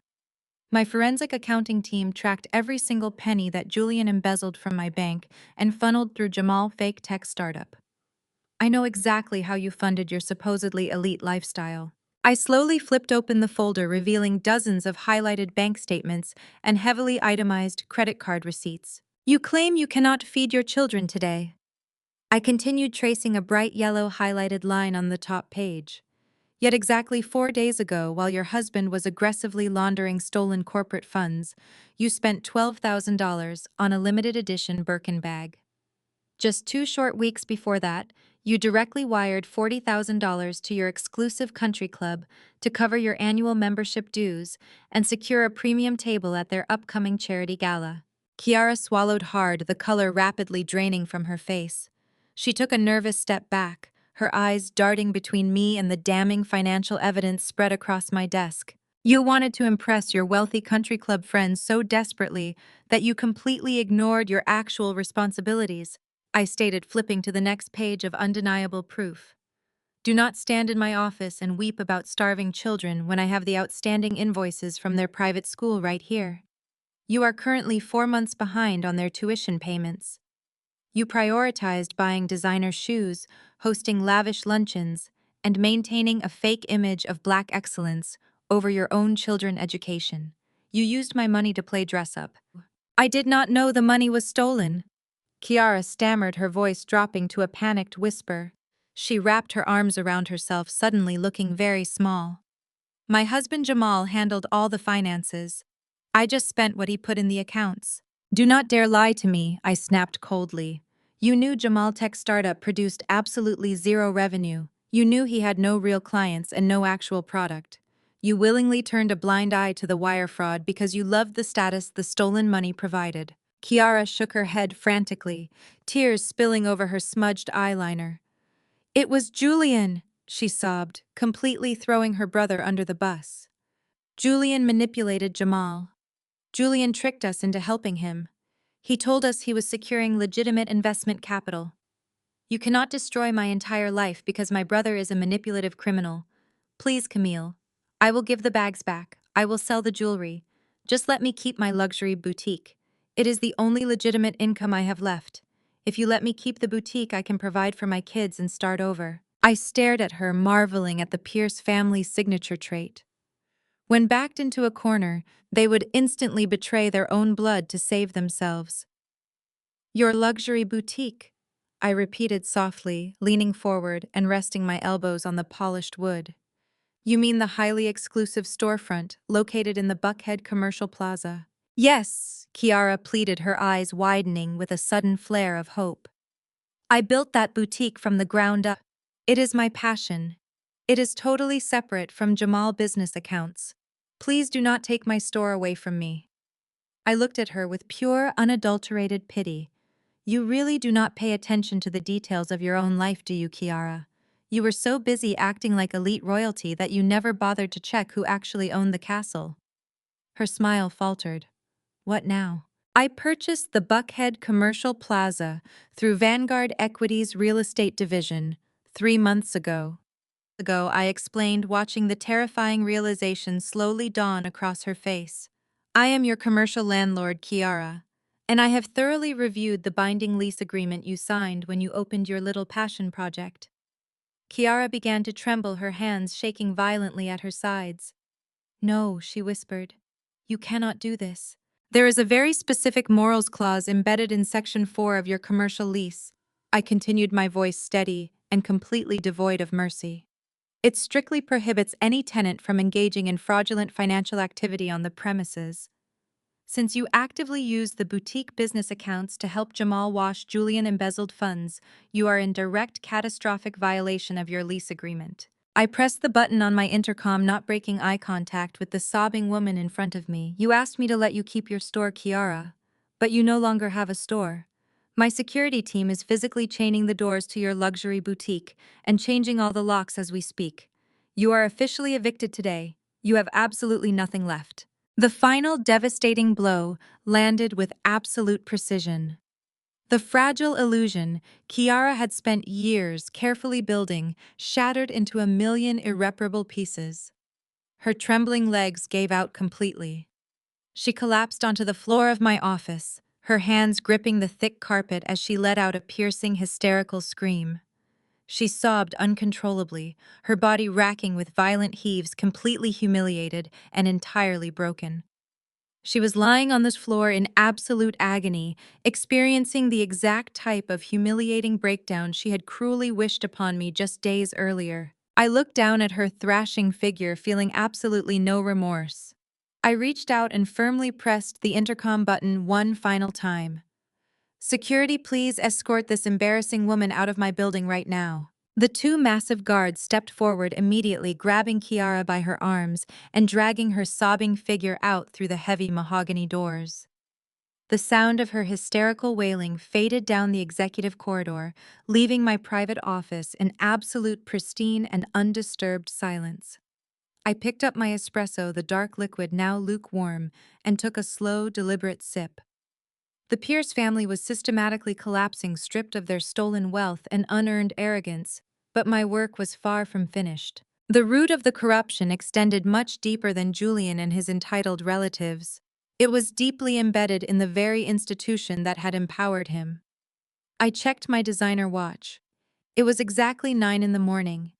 The executive board of Southern Heritage Investment Bank was currently waiting for me in the main conference room. I confidently walked out of my private office and slowly made my way down the long glass-walled corridor directly toward the main boardroom.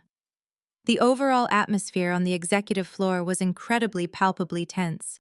Word of Julian's completely spectacular public firing and his subsequent federal arrest had ripped through the financial sector like a massive shockwave.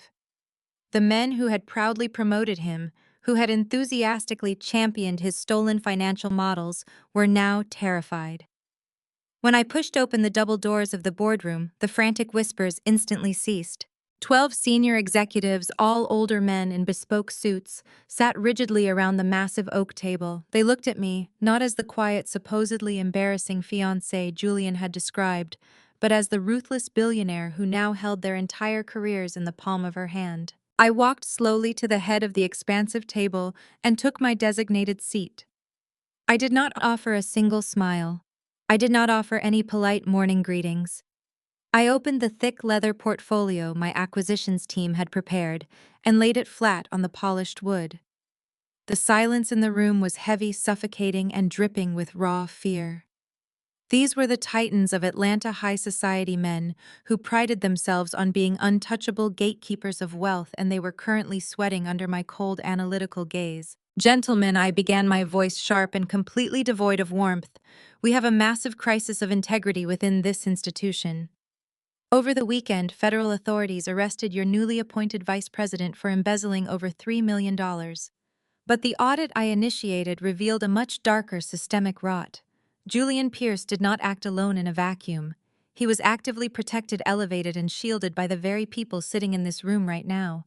I slowly turned my undivided attention directly to Richard Sterling, the powerful senior managing partner who currently sat immediately to my right side. Richard was a legacy banker, a man who had built his career on country club handshakes and superficial optics.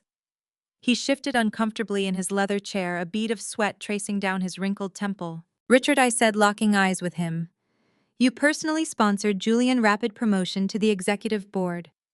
You aggressively pushed his stolen financial models through the compliance department without ordering a single background check or data verification process. Why did you do that?" Richard swallowed incredibly hard, desperately adjusting his expensive silk tie. Ms. Williams, Julian presented completely brilliant data. We absolutely had no earthly idea he had plagiarized the risk assessment models from an external source. "Do not lie to me in my own boardroom." I snapped, my voice echoing off the glass walls. "You knew the numbers did not match his previous performance metrics. You knew the algorithms were far too sophisticated for a man who spent his afternoons playing golf and his evenings entertaining clients at expensive steakhouses. You actively chose to look the other way because Julian perfectly fit your specific, highly biased mold. He wore the right custom suits, he belonged to the right exclusive fraternity, and he completely embodied the superficial image of elite success that you aggressively prioritize over actual hard work and authentic talent." I stood up, pacing slowly behind the row of nervous executives. I spent the last 2 years watching how this industry operates from the absolute bottom. I sat silently in a cramped apartment while Julian laughed about how easy it was to manipulate this exact board. He knew you were all completely blinded by pedigree and presentation. He knew you would eagerly hand him the keys to the corporate vault as long as he maintained the illusion of high society excellence. You purposefully ignored the brilliant, hard-working analysts quietly crunching the numbers in the background because they did not have the right last names or the right social connections. You actively helped him cover up the massive financial discrepancies in the quarterly reports. I continued, stopping directly behind Richard's chair. "My forensic accountants found your digital signature on the override authorizations. You buried the glaring red flags regarding the diverted funds because a public scandal involving your hand-picked protege would severely damage your own impeccable reputation. You were willing to let millions of dollars bleed out of this firm just to protect the toxic boys' club you have so carefully cultivated for decades." Richard's aging face rapidly turned a sickly pale shade of ashen gray. He opened his mouth to formulate an excuse, but the devastating reality of the digital paper trail completely destroyed any possible defense. He was completely cornered, fully exposed, and entirely out of any viable options. "You are officially terminated, Richard," I stated coldly, walking back to the head of the table. "Clear out your desk by noon, and you will not be leaving alone." I read off the names of 3 other senior directors who had actively participated in shielding Julian and approving the fraudulent vendor payments. "You are all fired, effective immediately. Security is waiting in the hallway to escort you off the premises. My legal team will be fully cooperating with the federal investigators regarding your criminal negligence and direct complicity in the embezzlement conspiracy." The 4 older men stood up incredibly slowly, their entire professional careers completely incinerated in a matter of mere seconds. They walked out of the boardroom in absolute disgrace, leaving the remaining executives staring at me in stunned, terrified silence. I calmly closed the heavy leather portfolio and leaned forward, resting my bare hands firmly on the wooden table. For far too long, this investment bank has operated as a glorified piggy bank for status-obsessed frauds and superficial elites, I announced, addressing the survivors. You have continually funded empty shell companies, flashy vanity projects, and hollow startups driven purely by social climbing optics. That incredibly toxic, unsustainable corporate culture completely ends right here today. Vanguard Equities is instituting a complete and aggressive restructuring of this firm's entire financial portfolio. I pressed a button on the table, lowering the projector screen and illuminating it with highly detailed datasets and new operational directives. The billions of dollars currently sitting in our managed asset funds will no longer be casually handed out to men who look good in velvet dinner jackets. We are redirecting our massive capital resources toward authentic, hardworking, and chronically underfunded minority entrepreneurs. We are going to aggressively seek out the brilliant, overlooked innovators who are actually building sustainable products in their garages, the women who are working 3 jobs to fund their tech startups, and the brilliant minds who lack the elite country club connections but possess the raw, undeniable talent required to change the world. I looked around the room, making sure every single remaining executive fully understood the gravity of the new era. If you are deeply committed to identifying and elevating genuine, authentic excellence, you will thrive under my new leadership. But if you are still desperately clinging to the old, biased ways of doing business, I highly suggest you type up your resignation letter right now.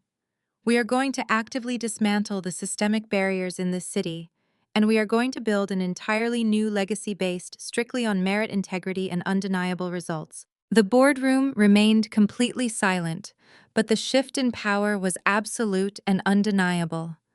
I adjourned the meeting and walked back to my corner office, the adrenaline of the corporate purge pulsing through my veins. As I sat down at my desk, feeling a profound sense of closure, my executive assistant quietly entered the room. She carried a thick, heavily wrinkled manila envelope. "This extremely unusual package just arrived in the morning mail strictly for you, Ms. Williams," she said softly, placing it squarely on the center of my desk. I casually glanced down at the official return address clearly stamped in the top left corner. It was from a maximum security federal prison facility. I slowly picked up the heavy envelope and carefully tore open the secure seal. Inside the package was a remarkably dense, desperate 10-page handwritten letter sent directly from Julian. I spread the heavily wrinkled pages across the smooth mahogany surface of my desk. The handwriting was an erratic, frantic scrawl that completely lacked his usual polished, carefully curated presentation. I leaned back in my leather executive chair, took a slow sip of my cooling espresso, and began to read what could only be described as an absolute masterpiece of narcissistic delusion. Julian did not start the lengthy letter with an apology or a single ounce of genuine remorse. He started it with an aggressive, sprawling defense of his own fragile ego. He wrote page after page attempting to justify his massive embezzlement and his horrific emotional abuse. According to Julian, he was actually the ultimate victim of unfortunate circumstances. He blamed the crushing societal pressure of maintaining Black excellence in Atlanta high society. He claimed the expectations placed upon him by his mother and his elite fraternity brothers forced his hand, leaving him absolutely no choice but to steal millions of dollars just to keep up appearances. The sheer audacity of his mental gymnastics was genuinely astounding to witness. As I read further into the rambling manifesto, his desperation mutated into a deeply toxic form of gaslighting. He actually tried to blame me for his criminal downfall and his current incarceration.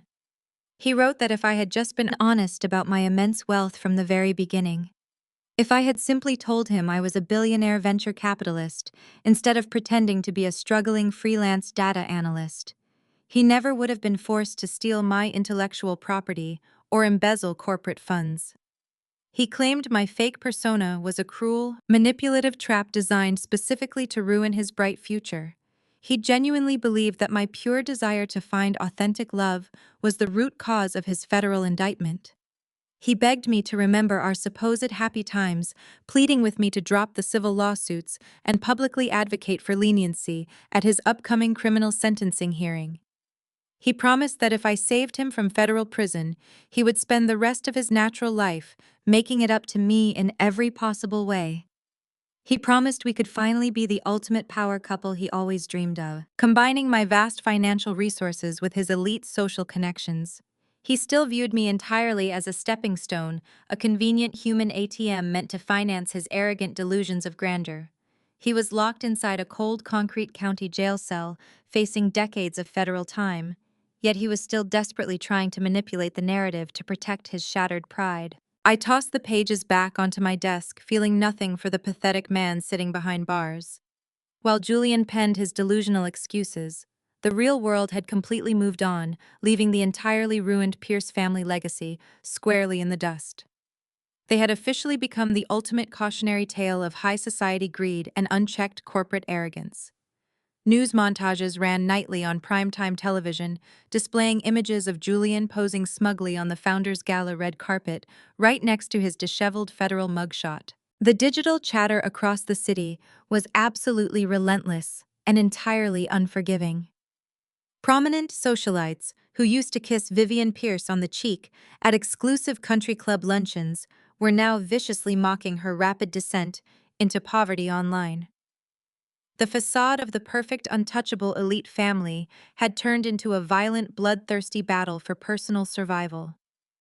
The moment the federal agents started applying real pressure, the entire family instantly turned on each other like starving wolves fighting over a scrap of meat.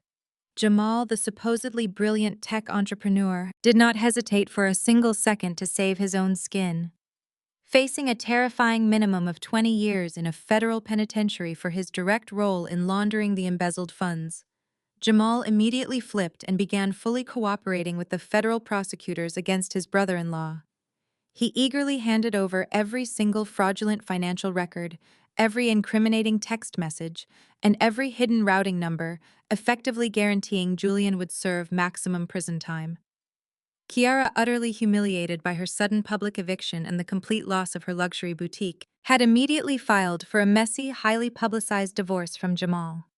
She was desperately trying to distance herself from the radioactive fallout, but her own social standing was permanently incinerated. Nobody in Atlanta high society would even return her desperate phone calls anymore. As for the grand matriarch Vivian Pierce, her devastating downfall was perhaps the most poetic justice of all. Following my completely legal and incredibly swift foreclosure on her historic Buckhead estate, Vivian had been forcefully evicted from the property she loved more than her own children. Stripped of her stolen wealth and her elite country club memberships, she was forced to quickly pack her cheap fake pearls and relocate to a tiny rundown one-bedroom apartment on the extreme outskirts of the city. The woman who had endlessly bragged about her prestigious pedigree and looked down her nose at working-class people was now struggling to navigate public transportation and clipping grocery coupons just to survive.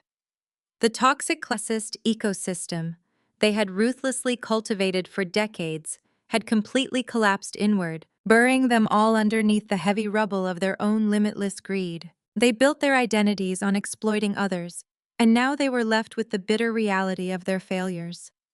I looked down at the 10 pages of rambling excuses scattered across my pristine desk. A few months ago, a letter like this from Julian might have sent me into a spiral of self-doubt and emotional pain. I might have wondered if I was to blame if I had pushed him into making those catastrophic choices by hiding my identity. But the naive woman who used to shrink herself to fit into his arrogant world was completely dead and gone. I did not reach for my fountain pen to write him a response. I did not call my legal team to discuss his pleas for unearned mercy and absolute forgiveness. I felt no pity for the arrogant man who had bragged to his fraternity brothers about using my unpaid labor to secure his massive promotion. I calmly reached into the top drawer of my desk and pulled out a solid gold lighter. I picked up the first page of the lengthy letter, the paper feeling incredibly thin and unusually fragile between my fingers. I held the edge of the paper directly over the large crystal ashtray resting on the corner of my desk. I smoothly flicked the gold lighter, the bright orange flame sparking instantly to life in the quiet, climate-controlled office. I brought the flame directly to the corner of the paper and watched with deep satisfaction as the fire quickly caught hold. The paper curled and violently blackened the frantic blue ink of his delusional excuses, melting away into utter nothingness. I purposefully dropped the burning page into the thick crystal bowl, swiftly picking up the second page and feeding it directly to the flames. Page by agonizing page, I systematically and ruthlessly incinerated his final pathetic attempt at emotional manipulation and psychological control. I silently watched the flames entirely consume his fake apologies, his ridiculous justifications, and his desperate empty promises for a much better future together.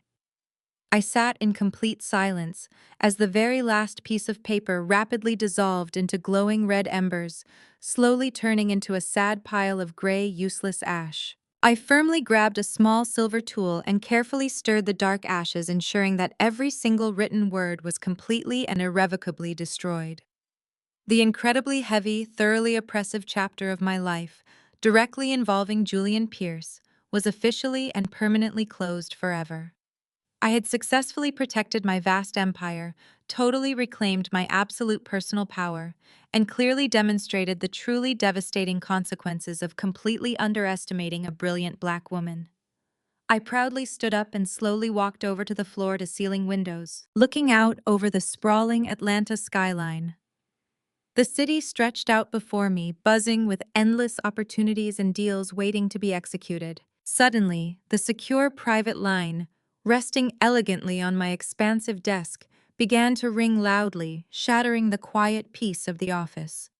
I walked back and picked up the receiver, my voice naturally projecting an air of absolute, undeniable confidence. "Camille Williams speaking," I answered smoothly. "Good afternoon, Ms. Williams," a refined male voice responded through the crystal-clear speaker. "I am calling on behalf of the Board of Directors for the Vanguard Philanthropic Trust. We have been incredibly impressed by your recent corporate maneuvers and your unwavering commitment to genuine business integrity. We would like to formally extend an exclusive invitation for you to join our secretive executive board." I smiled warmly, looking down at the pile of gray ashes sitting in the crystal tray. It was the exact elite, untouchable organization Julian had spent his entire pathetic life desperately trying to impress. 6 months later, the crisp air of Atlanta swirled around the grand entrance of the High Museum of Art. The venue had been completely transformed for the inaugural Vanguard Equities Innovation Gala. This was not the stuffy gathering of old money and inherited titles I had crashed half a year ago. Tonight was a celebration of genuine brilliance, relentless hard work, and authentic vision. I stood at the top of the marble staircase overlooking a room filled with the brightest minds in the city. There were no shell company founders or arrogant frat brothers trading fake success stories over expensive bourbon. Instead, the room was packed with the underfunded entrepreneurs I had actively sought out and invested in. I saw software engineers who had built revolutionary platforms in their garages, brilliant women who had overcome immense systemic barriers to launch successful green energy startups, and tireless community leaders who were actually making a tangible difference. I wore a bespoke crimson gown that draped perfectly across my silhouette, designed by a young local artist whose boutique I recently funded. I was no longer the quiet girl covered in baking flour or the submissive fiancé hiding in the shadows of a luxury apartment. I was the undisputed queen of the room, completely surrounded by a vibrant, authentic community that deeply respected me for my sharp mind and my unwavering integrity. Waiters passed through the lively crowd with trays of champagne, but the energy in the room came from the thrill of real earned success. Everywhere I walked, people greeted me with genuine warmth and profound gratitude. They did not care about my pedigree or my social standing. They cared about the fact that I had seen their potential when the traditional banking establishment had turned a blind eye. My chief financial officer approached me with a bright, relaxed smile, handing me a crystal flute of sparkling water. He pointed toward a group of young developers eagerly discussing their new educational app. "This is all because of you, Camille," he said softly, looking out over the magnificent gathering. You completely changed the landscape of this city. You ripped out the toxic roots and planted something that is actually going to grow. I took a slow sip of my water, letting his accurate words wash over me. The Pierce family and their superficial elite circle were nothing but a distant memory now. Julian was sitting in a federal prison cell, serving a lengthy sentence for wire fraud. Vivian was living in a cramped apartment stripped of her precious estate and stolen wealth. Kiara and Jamal were navigating the harsh reality of their own ruined reputations. They had desperately tried to use me to elevate their unearned status, completely unaware that I possessed the power to permanently dismantle their entire world. I had successfully burned their toxic legacy to the ground and built an empire of integrity directly over the ashes. The music shifted to a lively, upbeat tempo, and I smiled watching the guests. As I continued to navigate the beautiful ballroom, warmly shaking hands and discussing future projects with eager entrepreneurs, a familiar face suddenly caught my attention near the edge of the dance floor. I stopped in my tracks, mildly surprised. Standing there holding a small clutch and looking incredibly hesitant was Lauren. She was wearing a simple, understated black dress that was a stark departure from the flashy label heavy couture she had flaunted on Julian's arm 6 months prior. When she made eye contact with me, she did not sneer or look away in disgust. Instead, she took a deep breath, squared her shoulders, and slowly made her way through the bustling crowd directly toward me. I calmly handed my glass to a passing waiter and stood my ground, my posture perfectly straight and my expression entirely neutral. I had absolutely no reason to harbor any fear or insecurity regarding this woman anymore. Lauren stopped a few feet away, her hands gripping her small purse tightly. "Hello, Camille," she said, her voice surprisingly soft and lacking any trace of her previous high society arrogance. "I know I am probably the absolute last person you ever expected to see here tonight, but I specifically asked the charity board for an invitation. I needed to speak with you face to face." I looked at her, assessing her nervous demeanor. "You certainly have my undivided attention, Lauren," I replied evenly. She swallowed hard, clearly struggling to find the right words. "I came here to apologize to you," she stated, maintaining direct eye contact. "I want to sincerely apologize for the way I acted at the Founders Gala, and for the way I completely dismissed you. I was incredibly arrogant, deeply superficial, and entirely blinded by Julian's fake charm. He spun a highly convincing narrative about his massive success and his prestigious family legacy, and I foolishly bought into every single word without ever questioning his integrity. I treated you like you were beneath me, because I was raised to judge people strictly by their social standing and their bank accounts." Watching the horrifying truth about his massive embezzlement and his manipulation unfold completely shattered my entire worldview.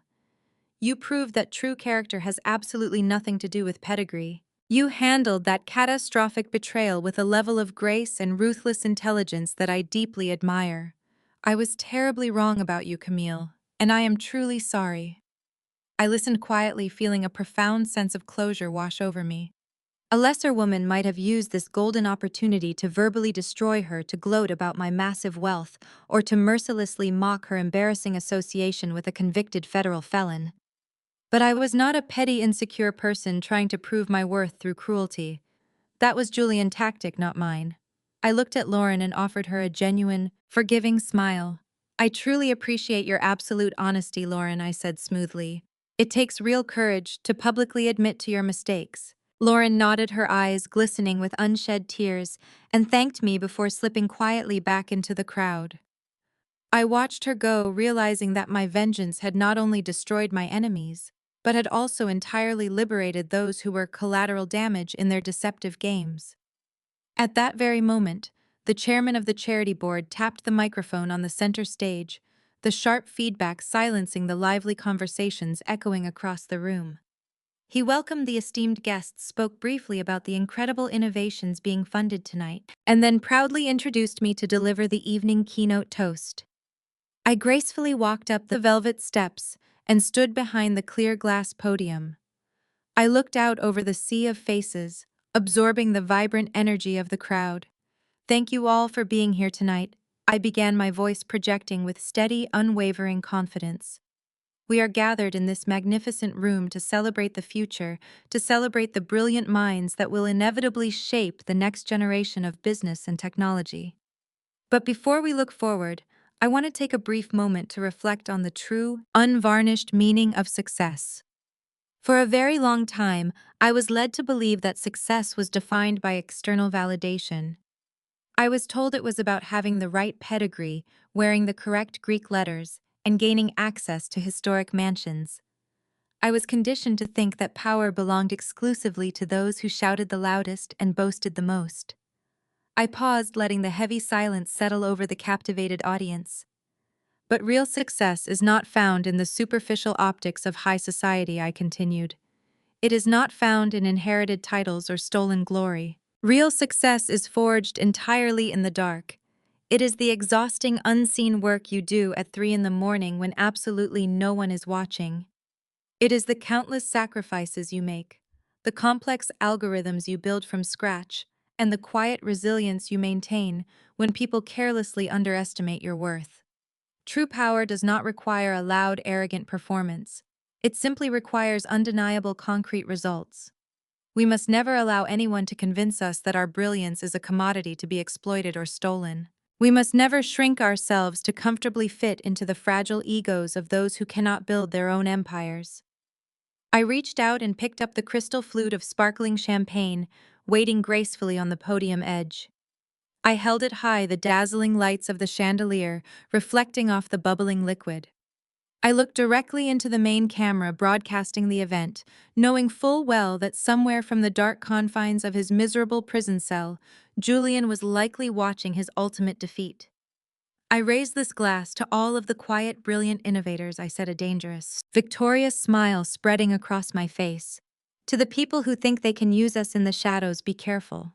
Because you never know who actually owns the light. The thunderous applause following my toast echoed through the magnificent halls of the High Museum of Art, marking the official, undeniable end of the Pierce family's reign over Atlanta's elite society. The federal justice system, acting with swift and entirely merciless precision, handled the remaining details over the subsequent weeks. Julian Pierce eventually stood trembling in a sterile federal courtroom, wearing a bright orange jumpsuit, permanently stripped of his bespoke velvet dinner jackets and his stolen arrogance. The presiding federal judge, a strict woman who harbored absolutely zero patience for white-collar criminals exploiting their own communities, handed down a brutal, inescapable mandate. Julian was officially sentenced to exactly 10 years in a maximum security federal penitentiary, entirely without the possibility of early parole. There were no powerful country club connections, no influential alumni networks, and no wealthy fraternity brothers left to rescue him from his fate. He wept openly and pathetically as the armed bailiff led him away in heavy steel handcuffs, finally realizing that his fabricated corporate success was nothing but a fragile illusion. He had spent many years building a towering monument to his own vanity, financed entirely by theft and deception only, to watch it inevitably crumble into worthless dust beneath his very own pathetically trembling, unsteady feet. His mother, Vivian, experienced a spectacular downfall that was profoundly poetic. Without the embezzled millions to aggressively fund her historic Buckhead estate, her designer wardrobe, or her exclusive charity luncheons, her entire elite social circle completely abandoned her overnight.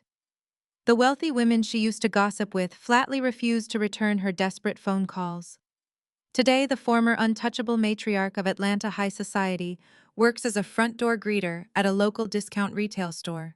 She spends her exhausting days standing under harsh fluorescent lights, wearing a cheap polyester vest over her faded, outdated clothes, forced to politely welcome the very working-class people she once viciously despised. Every single time a former country club acquaintance walks through those sliding automatic doors, Vivian has to swallow her shattered pride plaster on a fake smile and offer them a plastic shopping cart. Kiara, entirely cut off from the illicit funds that built her fake luxury lifestyle, officially filed for severe bankruptcy. Following her public humiliating eviction from the commercial plaza, My real estate division owned her massive credit card debts, and unpaid private school tuitions completely crushed her. Jamal secured a lenient plea deal through his rapid cooperation with the federal authorities, but the intense stress and public humiliation irreparably shattered their marriage.